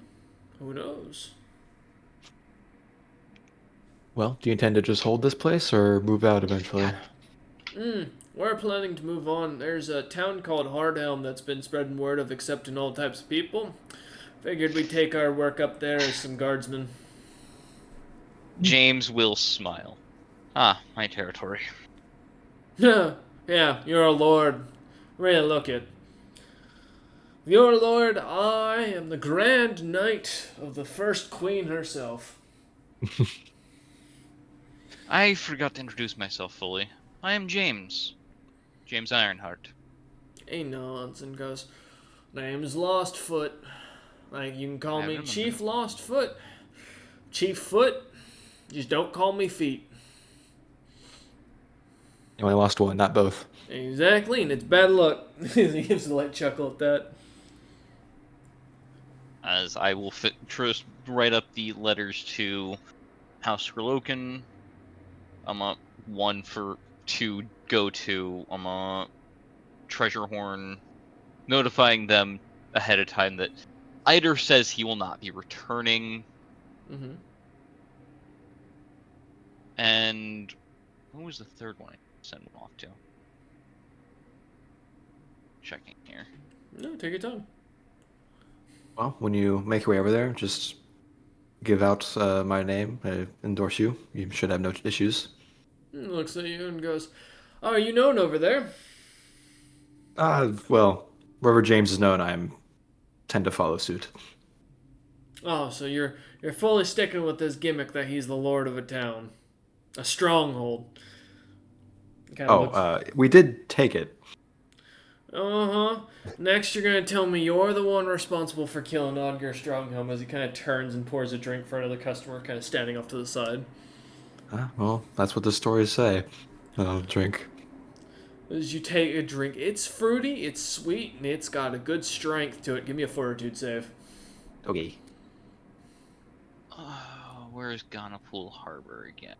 That is North. the Anvil. Oh yeah, okay. So that would be then. Serenor. Yeah. Yeah, no, I already sent off the messenger for him, which means I'm sending one to Normac. 23. Yeah, easily managed to pass the fortitude save as you do, managing to kind of keep yourself up. It's got a good taste to it. The aftertaste slightly of a dark cherry flavor. As he kind of looks at you and smiles as he pours another one for you, and kind of pours himself his third as he goes, well, it'll be a good place to get ourselves some work, not be slaves, and who knows, maybe the rumors are true, and maybe this supposed Ironheart individual is actually, well, the King of Kings. I mean, you guys know him, you're flying his banner. I'm flying the flagship, yes. You really shouldn't go telling people you're someone stronger than you are. I mean, don't get me wrong, as he looks you up and down again. You've got the gear for an adventure, but, I mean, you're telling me you managed to wrangle someone like the legendary First Flame, as he kind of taps a book on the bookshelf behind the bar, that you see as the World of Silencia's collective by the Collective Papyrus in the latest edition. Not that hard of a man to convince to work with you. Believe it or No, not. he just wants his peace. Uh-huh. Sure, looks at you. And next you're gonna tell me that you're, as he looks at James, the great dragon layer. The man who can seduce any dragon start he chuckling. lays his eyes on. Now that's a funny story. That's a very improper misnomer. I got the book right here as he cracks it open and flips over to a page, and you see James as you are accredited as a dragon layer. I have requested they many times remove that. Yeah. Need to put in a note for that. Kind of looks at the artistic design, James, as you see the first artistic my piece goodness. of you. It looks nothing like you. It looks like Odger, but with your slight features of what your face coloration looks like in your eyes, your hair, your beard, and otherwise it is just a built. Whether you believe me or not is not my problem. He kind of shrugs and goes, "I mean, hey, if you want to masquerade as someone strong, you'd be right my guess. But being here, bad place to do it. A lot of the folks around here take that as a challenge and will try and, well, literally eat you." Well, it seems we're not boasting about our exploits out in the open. He nods to that and goes, maybe. But, drinks on me. As he gulps it down. Around this time, you see as the door opens, and you see as Syndra comes walking in. About 20 minutes having passed. Well, that was quick. I've probably gotten through one of the letters, most likely the one to the treasure horns, because that's the simplest one. Hey, Hyder's not likely to return. And hey, I'm no longer camouflaged. Everyone can see me this time. Yeah.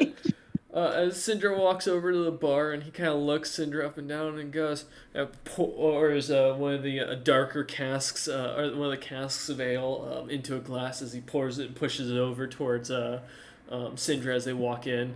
Goes, you're a priest of our holy lady, aren't you? Her head priest, so to speak. Kind of gives a deep. You see him give a deep bow, like he is almost completely bending himself in half as he does to Syndra. You finished what you were trying to do, Syndra? Well, first I tell the man, no need to bow. He's less on posterity and more on things done. You understand. I do. We fulfilled the lady's orders as she has asked us to within the lands, and here we continue to fulfill as we planned. And he Syndra, as you see, he seems to almost sleight of hand you something across the bar as you see the little bottle you saw in your room that you weren't actually given, as you realize physically, as that was an illusionary room. Yeah. And as I'll- you're kind of you good.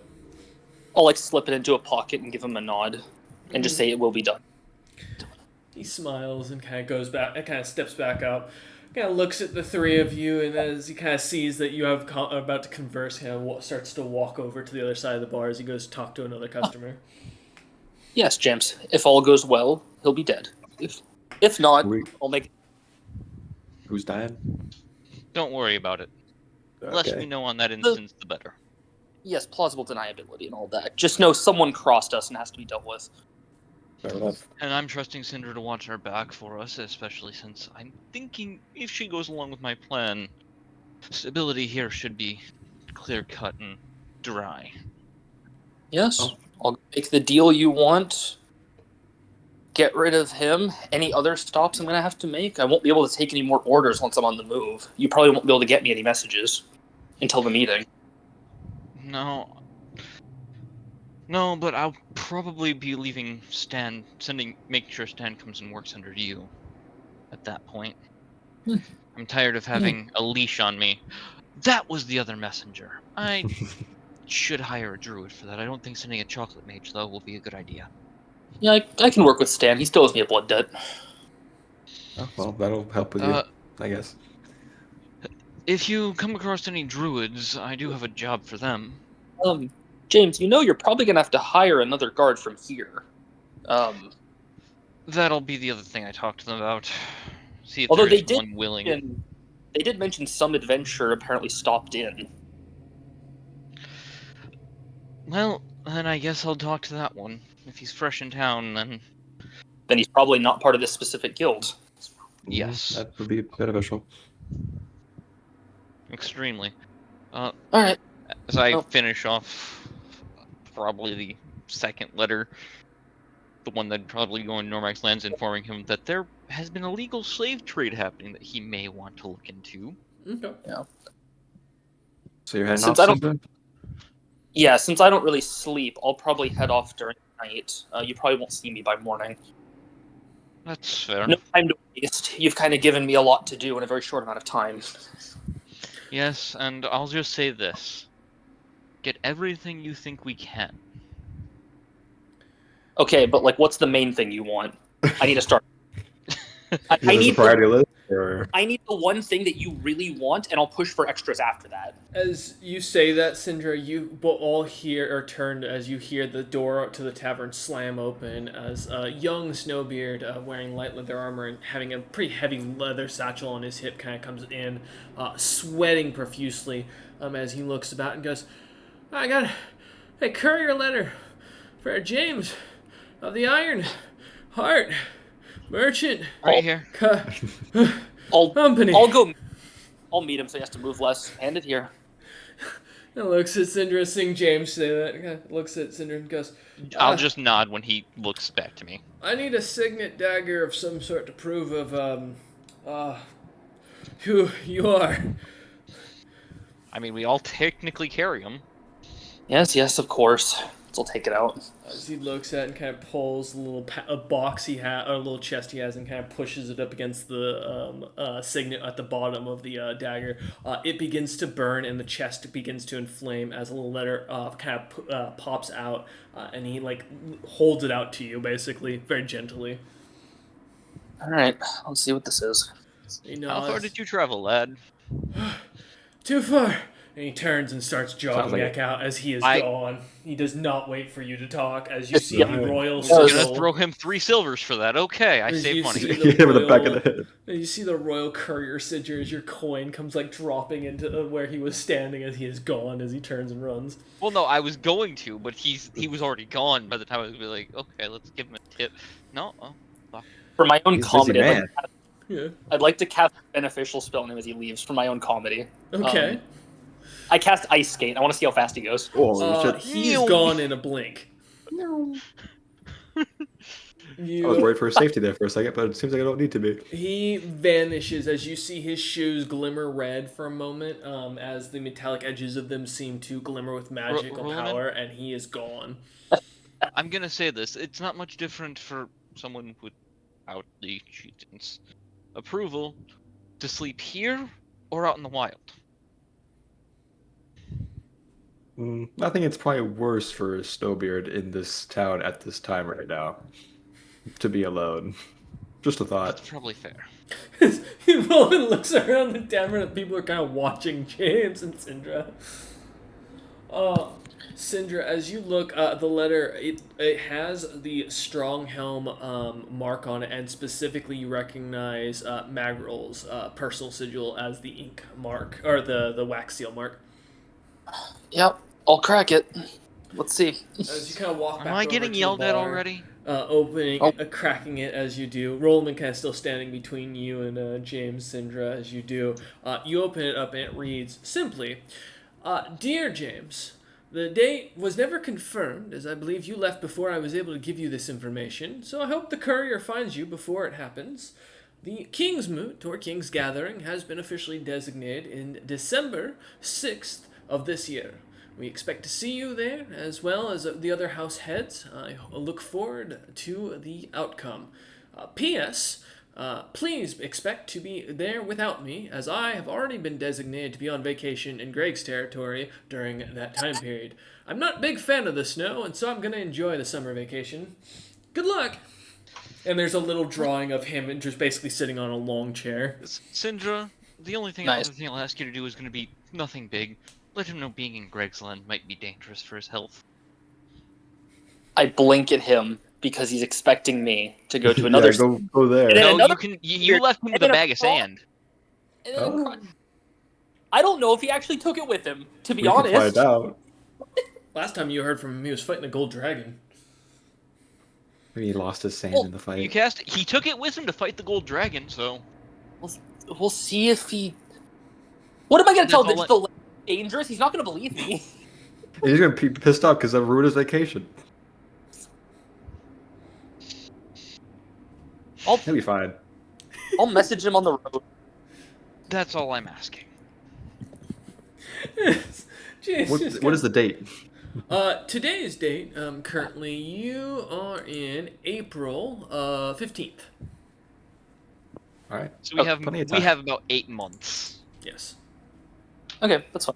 As Hey, James Cinder has more finishes- time than I thought she would. She thought she was down to 6. Yeah, right? As James kind of finishes his last letter, kind of writing Yep. it out.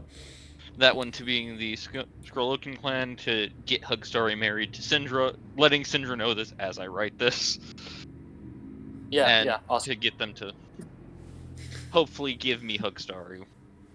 Starry. Well, as you kind of finish writing it, kind of dotting it, Syndra now trying to plot out mentally her course of like where to go. Still not being confirmed what the main goal is yet, as the courier kind of interrupted that conversation. Well, the main ask. Bronzebeard's the main stop. That's true.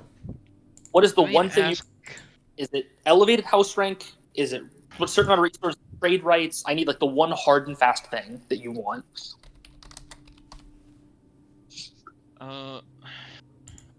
James looks at you and goes, well, having me replace Clan Frosthammer might be the best bet at this point, getting me all of the power that they held. Okay, so you want the land of your clan that's now dead. Got it. get Frosthammer that. and Frostbuster, so yeah. I can Be over. certainly get you one or the other. I'll try for the second. I'll try.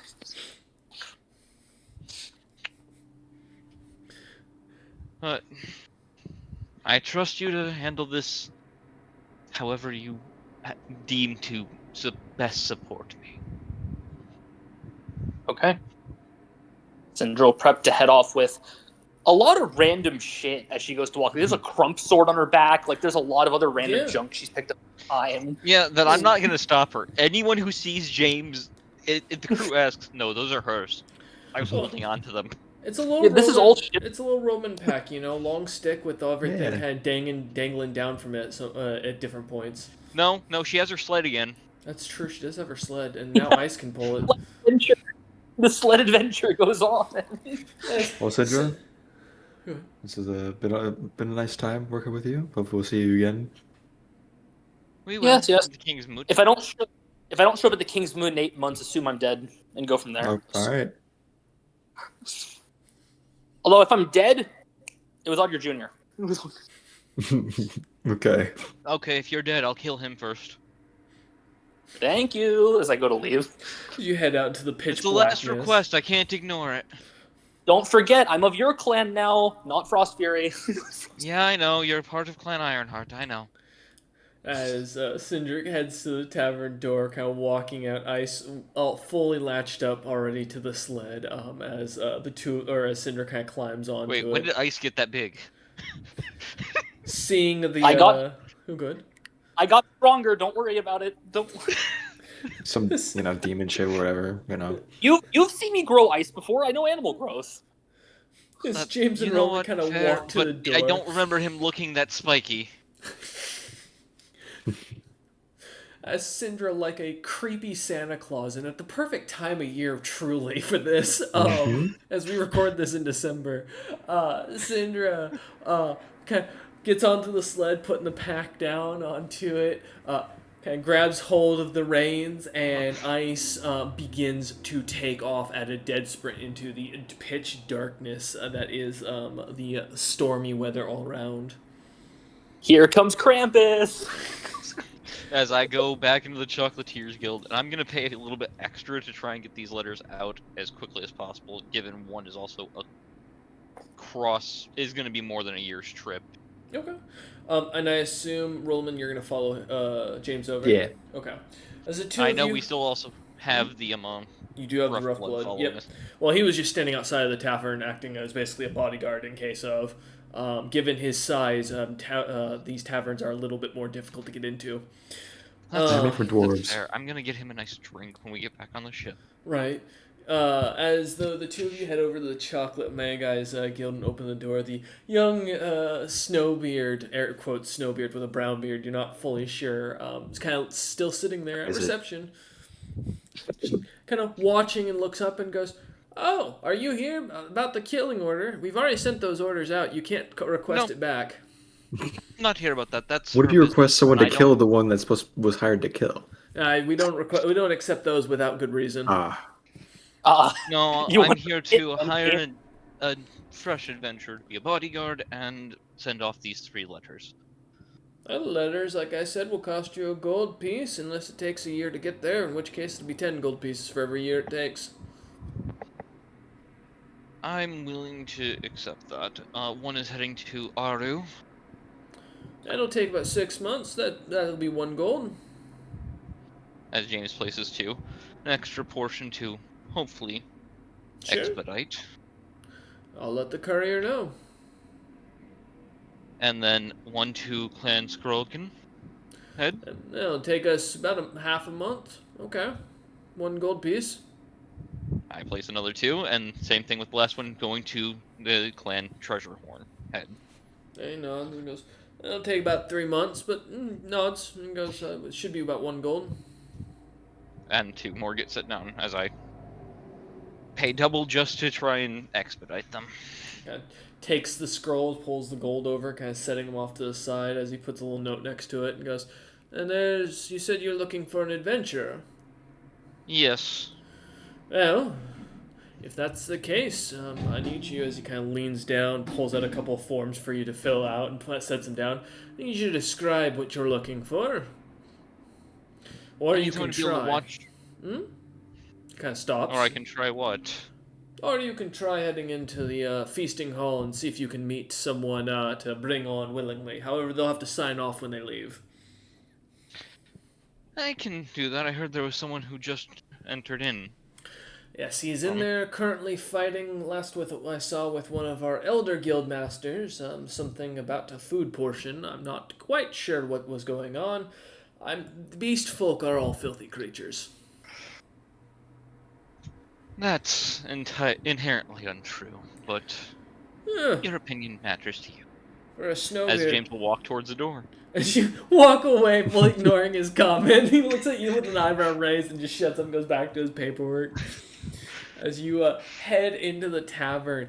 And, well, would you like to describe your character, Chasten? Of course. Let's Standing. You're fighting over food. Standing at a mighty 5'1". That's tall. A tan, white-furred gnoll that looks almost exactly like a corgi on 2 feet. Wearing monk robes with thick beads around his neck, a couple like bottles at his hip, wearing little clawed gauntlets, and carrying a little sage's staff. And I assume he's currently fighting someone over a food portion as he's cloaked in lightning, running around and swinging at the guy. You did. He's one of the other individuals, one of the mages, not only claimed that you were a filthy beast folk, but claimed you did not have any rights to any of your food and tried to take it off your plate. Yes, chasing around the small mage has gone quite as well as would be expected for the poor mage. I'd look at this fight and gauge this adventurer and see how strong they are. Give me shoot, I forget what this check was for you. This was a Marshal something. mercenary. Yes, it was your mercenary. Go ahead and roll me it. I'll also use my armorer's ability to figure out their level, I believe. Oh, you have like one option. Armor has a shit ton of text. Yep. Go ahead and take a second. As Chasten pulls up the glorious as ham. Chasten transforms from Syndra to Ham. Mm-hmm. Oh my goodness! What a transformation! Well, I have to write out his full name as my name on Discord. It's true. Hey, it gives you a You're second, gonna right? have this copy and pasted after No. this. Oh, it should be an easy one going through. Oh my No, god. it's not. His full name is long, believe it or not. Perfect. Bartholomew Ham Bleckenge. What is Bleckenge from? Is that from me? I don't remember. It's just his last name. Oh, okay. I was making sure that's That's something I fed you. I was like, wait a minute, I don't recognize that. Yeah, using That's the his armor clan. to figure out their CR. CR, okay. Got you. And then my mercenary roll is Oh, Jesus. 16. 16. As you look on, Ham is roughly CR 11, as so it would be basically put him at about rank 9 or level 9,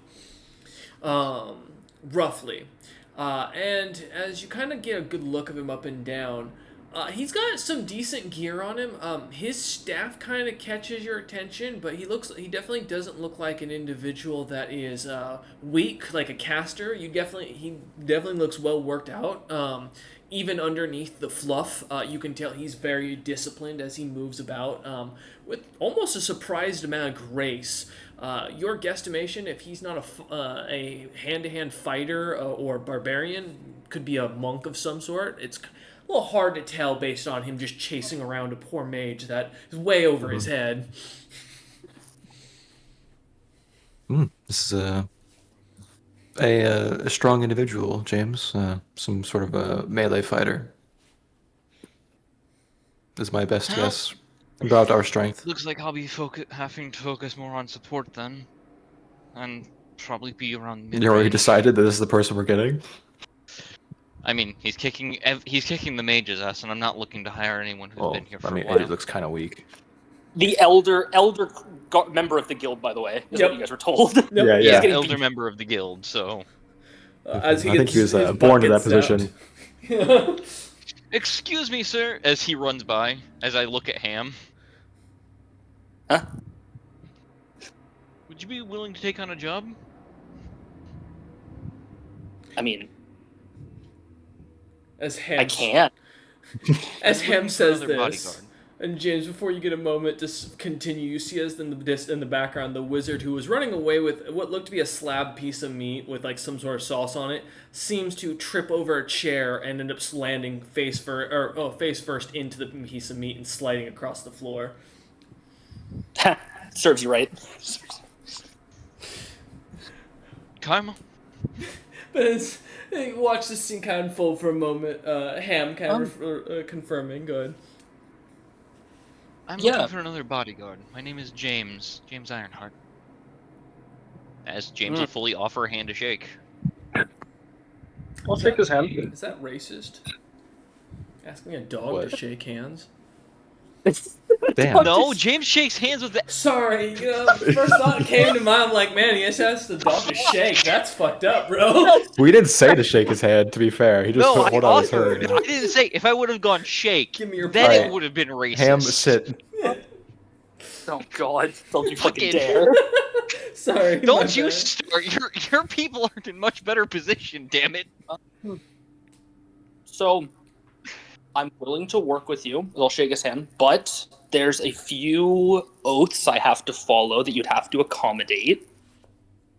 Well, let's talk them out and see if I can. Yeah, I cannot sleep indoors, That's fine. Or I or I get weak. I cannot pay for food. I either have to That's hunt fine. it myself or be given to me. That's fine. Food is usually a part of the contract, which means you're not paying for it, you're earning it. And when I go to duel an enemy monk, I ask you not to get involved. That's fine, as long as Interesting. I'm a Unless- crafter, yeah. I'm a crafter, No. a merchant, and as long as you come to me first if you need anything crafted, I can abide by that last one. Of course, the monk duel thing is if it's a duel. If I get jumped by an enemy monk, feel Is Oh, that free. going to happen often? Well, I might be known for assaulting, granted in fair duels, monk orders to collect their combat scrolls. I will only What ask is- that you then do not do it when we're somewhere on business. Do not rush off to do it immediately if you're going to challenge them. I have to ask, what are these combat scrolls? Every separate monk order has a scroll that's passed on that's how to do their fighting style. I collect them all because all of the old ones can be kind of stitched together into one perfect fighting style, or so the story goes. I have no Very problem with that. interesting. My name is Roloban. I am James's right-hand man. I'll shake Roman's hand. Bartholomew Ham Bleckenge. You can call me Ham. It's Alright, a pleasure Ham. to meet you, Ham.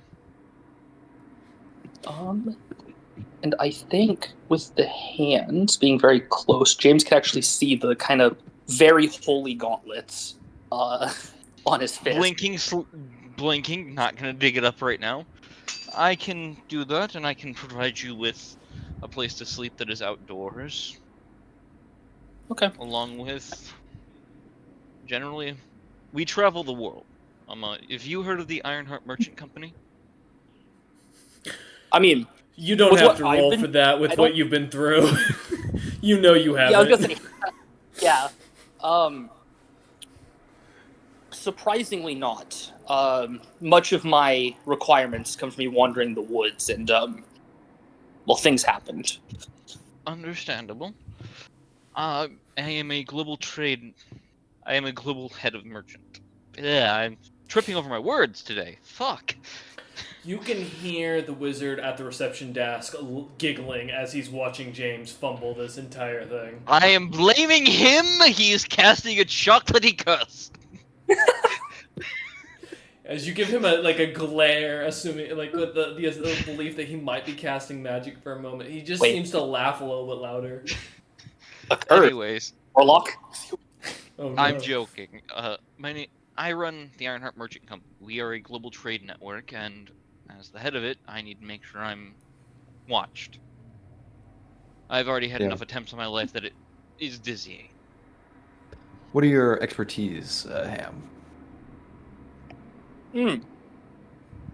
Like, other than beating people with my fists, or Sure, we've Yes. seen that displayed.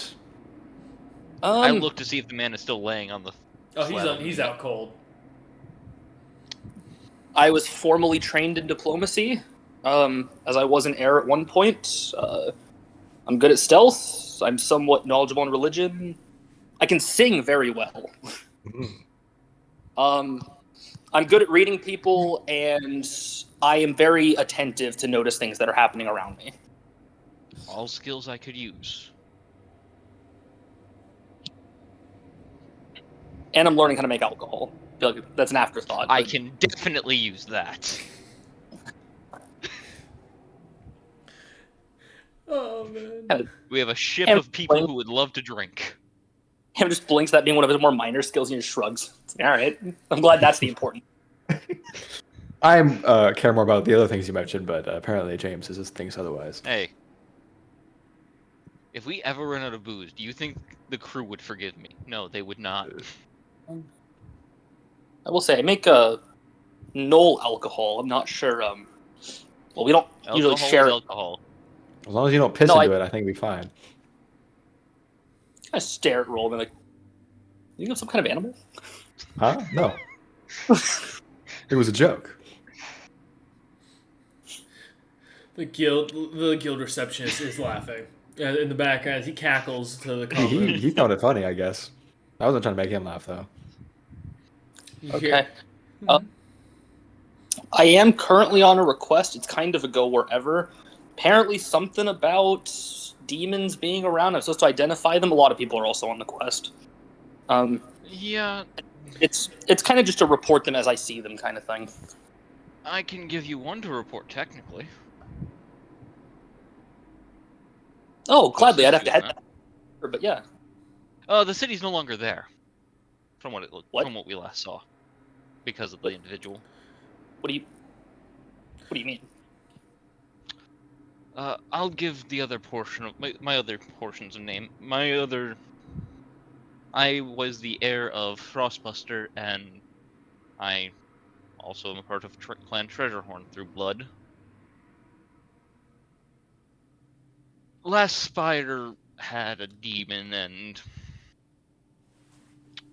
it was either leave or die. I'm not going back right now. Well,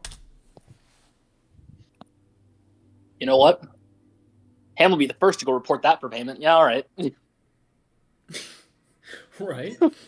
As you kind of keeping a note as he says this, the gold mine this might be for information. As you kind of keep that in mind for the quest, the guild receptionist kind of looks over at you guys as you're having this conversation in the doorway and goes, "So are you hiring him, or are you just gonna stand around and like befriend each other?" I mean, if he's willing to work, I'm willing to hire him. Yeah, I'll go sign the paperwork. Come on. All right. All right. So he kind of like pulls out the paperwork, and you see the like the marking on it for the Iron Talon guild or ranking of his for his adventurer rank. As Ham basically signs on with the Ironheart Merchant Company, filling out the paperwork of who he's signing on with, roughly when he's signing on, and just leaving blank when he's planning to sign off and what his new job is. Um, as he kind of fills out general information, the receptionist dude looks over at James and goes, "So do you just have a thing for hiring primitives, or like is it because you have a thing for slaves?" I find talent wherever it may lie. Ham just kind of muttering, "I'm from a noble bloodline. What the hell?" Guy completely ignoring you as he goes on, I'm. looking at James and goes, "You're strange noble to me." Mm, the world needs to be a bit more strange, in my opinion. Hmm. He shrugs as he looks over at Ham's paperwork, kind of taking it and kind of nodding and goes, "No, everything's in order. You now have you can welcome Ham the Ironheart or to the Ironheart Adventuring Company." Kind of looks over it and goes, "You'll be paying him 2 gold pieces a day. And then beyond that, that's really all the paperwork confirms here. If you decide to disembark, feel free to fill out wherever you go. As he looks up at Ham and goes, whichever guild you're nearby, just so they can keep that for collection, and so you can start joining on with another group if you're interested. I'll just nod. Yeah, taps the paperwork, kind of puts it away, and goes, "That's now your problem, James. Good luck." Have a good day, sir. As I will start my leave and take Ham back to the ship so he can figure out where he's sleeping. It's always a good day when you don't have to smell primitives in the feasting hall. It smelled great. What do you mean? Oh, if I wasn't lawful good. I'm not, but I'm still not doing anything because it really isn't worth it. You head out of the guild, walking out. The town's pretty quiet. I mean, it's evening at this point. Are you guys heading back to the I might be able ship? to talk to Lostfoot and set up a bear trap on the right outside the door so he can leave. God damn it. Are you guys heading back to the ship, James, or what's the plan for the night? Yeah. Okay. As I'll introduce Ham to the second Cool. eldest rough blood. Oh, yeah. Walking. As you kind of introduce yourself, he seems to smile and keep quiet as he keeps his one good eye. The other one seemingly keeps close or has a patch over as you look over at him. As he kind of watches about the alleys and the elves that pass by God you. damn it! I gotta make him a new eye too. Fuck. Hope you don't get cold feet, Ham. We get into some stuff. Or my I should feet say, are- stuff happens to us. My feet are very fluffy. You get the idea that Ham is very straightforward. As you head over towards the ship, seeing slightly out of town, seeing a little elevator, and Ham, this is a small rinky-dink airship for a merchant, supposedly that James seems to be, Rinky-dink. This is an East Indiaman. Yeah, but you're like one of the most wealthy men known in the world, and with how you were trying to sell yourself as someone he should know about, the expectation here was something a little bit more. It's I also imagine. heavily fucking modified. It does look like a fucking battleship, not a trade vessel. Ham, It's an East Indiaman with a lot of fucking power. It's true. Ham simply assumed that maybe the oaths he took are more common among the people than he thought. Yeah, Damn. fair. As you guys catch on, as the four of you head on to the ship, getting pulled up, as you get My kind of God, brought on and thing introduced to the rinky-dink? ship. Yeah, you'll see why later. You crushed his dreams. I did. I insulted him personally. Uga Chunga kind of seems to wait for you and looks to James as you guys kind of come aboard, kind of shaking Ham's hand almost immediately as she looks over to James and goes, "Heading?" Where do we need to go now at this point? We could just start heading back towards Hardhelm. Dishonor on you, dishonor on your cow. Damn. Not the cow, dude. I was gonna eat that later. Cameron, weren't you gonna have us go deal with a certain smuggler? Oh yeah, where was he? As I try to remind you of the town you wanted to go to. My God, Cinder's Hey, gone 5 Cinder's minutes. not here. The party's screwed already.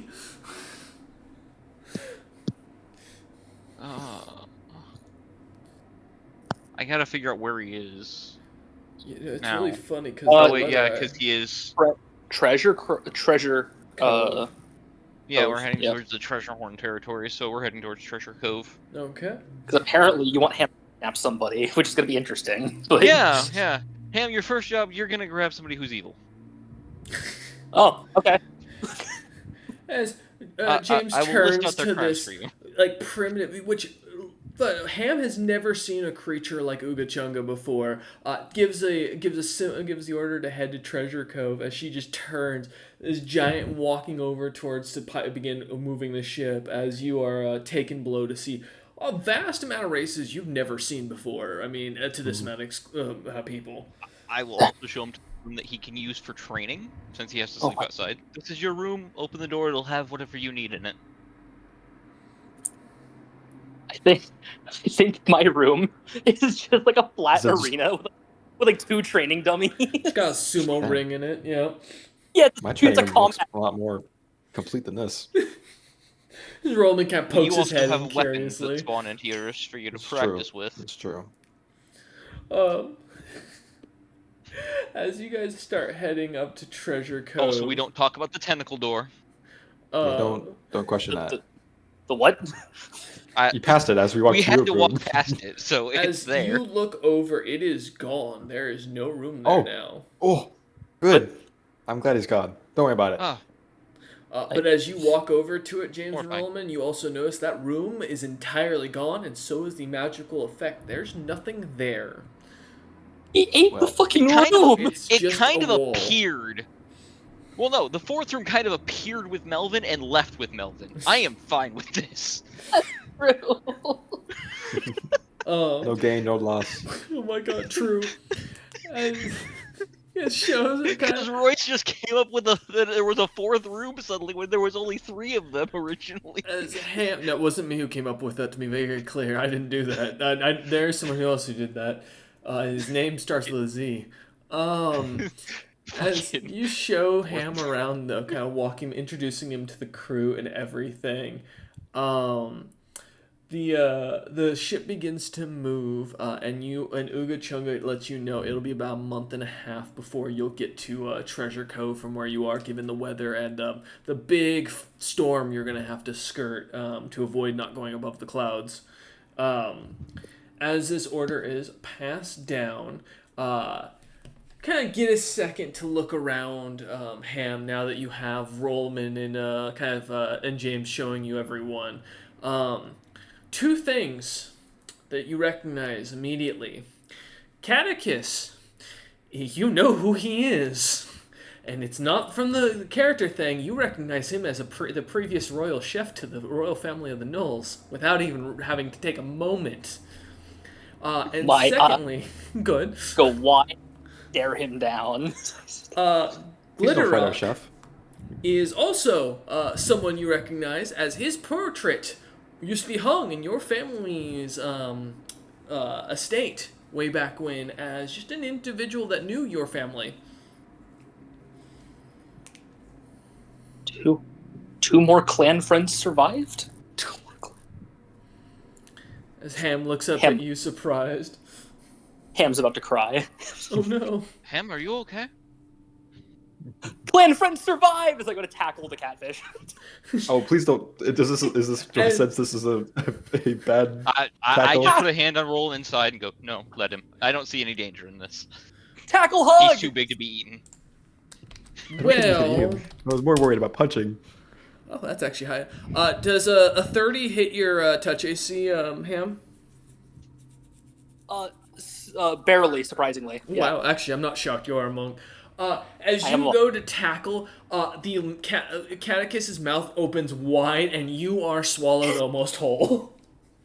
Catechus, no! Spit him out! Just like old times! Kind of closes his mouth as hands are roaring from inside. You can hear kind of muffled as he looks over at James with confusion and kind of spits out Ham. What was that about? Catechus! And looks, How do you know James the is name? looking concerned and confused. just kind of looks at Ham and just kind of shakes his head and kind of shrugs. Speaking in Aquan, which I don't think anybody in the party speaks Aquan. Nope. Unfortunately now. No, I'm trying here. I'm trying to get up to the point where I can... Yeah? I speak 4 elemental language. Oh, do you? I do. As he speaks in Aquan, Ham, I guess, understands. He goes, I do not know you. But I know you. Catechus Royal chef. looks at you and goes, no. No? Slave and adventure, no royal chef. Chef of Royal Knoll family. No Knolls. Looks just like you. Kind of shrugs, and then kind of like lightly taps the back of his head and goes, well, I remember, but memory's not as good as it once was. As you can see a full hammer imprint on the back of his head. You know, that would do it. It doesn't match James's hammer.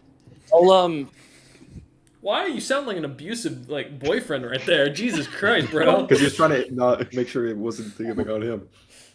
we'll go collect your portrait. Should still be somewhere in the destroyed royal capital. So what do you know about a royal chef? Oh wait, no, you're saying all that in Aquan. My He bad. is. You seem having a You just very hear bubbles basically burbling as they're basically bubbles like and rushing lightly. water. Yeah. Ham, you seem to know. Yeah. Okay. Be careful standing around him. He tends to try to eat anyone smaller than him. No, I know. He does it out of friendship. James thinks back to the 3 crew members he actually lost to this guy eating them whole. I don't think that was friendship. I've managed to get him to spit them all up. Generally, it's just Bones. No, I yeah. can knock off the 3 snowbeards. Cadicus old friend and that one old clan friend. So I point at fucking Glitter Rock. I don't know his name. No, I just know you he do looks not. And as you point to Glitterrock, who's like sitting there playing like like Bones basically with the crew, not paying attention at all. How old? Well, picture's been up as long as I can remember. Hey, Glitterock, Friend know of- this person? Friend of Clan Blekinge. You shout that, he looks up and goes, "What person? This person. The Knoll? No, Yeah. never met a Knoll in my life." Were you Friend of a clan? Were you clan friend or whatever they keep saying? Kind of looks over at him and goes, "I mean, I bummed around in some slave pits for about 3 years. Maybe. I don't remember. Oh, I did. Actually, no, I did save a tiny hairy dwarf at one point. He had yellow hair, just covered in the stuff. I just thought he was just a hairy bastard, you know." Noel of Clan Blekinge. He looks at you and goes, "That would explain why I didn't understand what he was saying. He kept biting me." Why'd you think that was a dwarf? First thought. Yeah, because we're very short. I'm tall for my people. I'm tall. James looking up at you. Everyone's tall to me. A lot of snowbeards really can't take care of themselves in the when you're a slave. Some of them just grow a lot of hair. Blonde, I thought that meant he was a bastard or a mixed breed, and that made him even hairier. Not uncommon. I see. He kind of looks him up and down though and goes, "It could be him. I mean, you don't look like the same guy, but it might be you."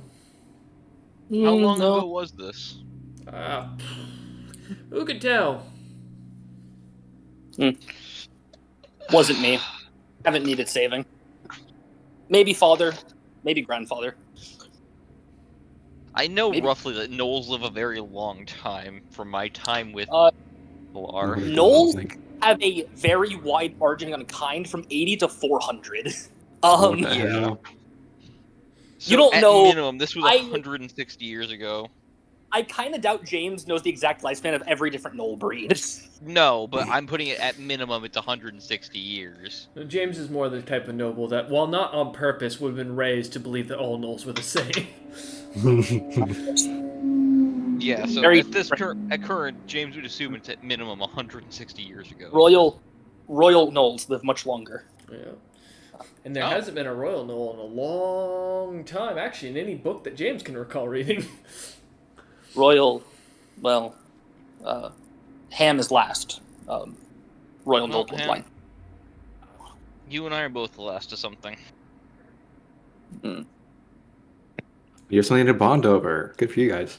Clearrock kind of now standing by you guys as he walks over after putting down his gambling bones and kind of walking over to you lot and looking at James and going, "By the way, you want to talk to me about something. Do you want to save that for like another time, or like?" Well, I can say it here in front of everyone. Thank you for working so hard. I was going to give you a little bit of a bonus and ask what you would like crafted for you.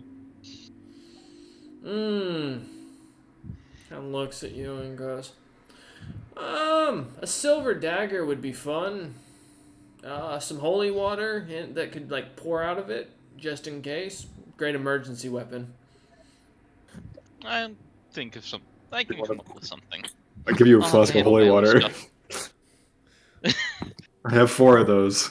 We have a bunch in storage. Don't even go there. Here, I hand him one right now. Oh my god. Kind of looks at the holy water bottle and goes, "No, I mean like the dagger will like pour out holy water when it stabs. So like I it has see. like an area Oh. where it stores it in." No, yeah, that's oil injectors. It has a specific name. Yeah. It's a grade. Kind of looks Yeah, at it's him. Something for that would be nice, just in case Oil- you know vampires, werewolves. It's an oil. He says vampires, and I go, understandable. Yes. I've run into 2 at this point in my life. I'm not going to question it. As you kind of mention this, though, he kind of looks and he goes, just says that and kind of looks and he goes, I think that would be all I'd ask. And beyond that, continue serving, enjoying seeing the world. I haven't gotten to see the world this often, and well, it feels like forever. Nice. And with that joke, we're going to end today's session. We thank you all for watching. We hope you enjoyed. And we will be picking up after the party's downtime of a month and a half, which is about 5, 6, 7.5 weeks of them traveling to Treasure Cove. We thank you all for watching. We hope you all enjoyed.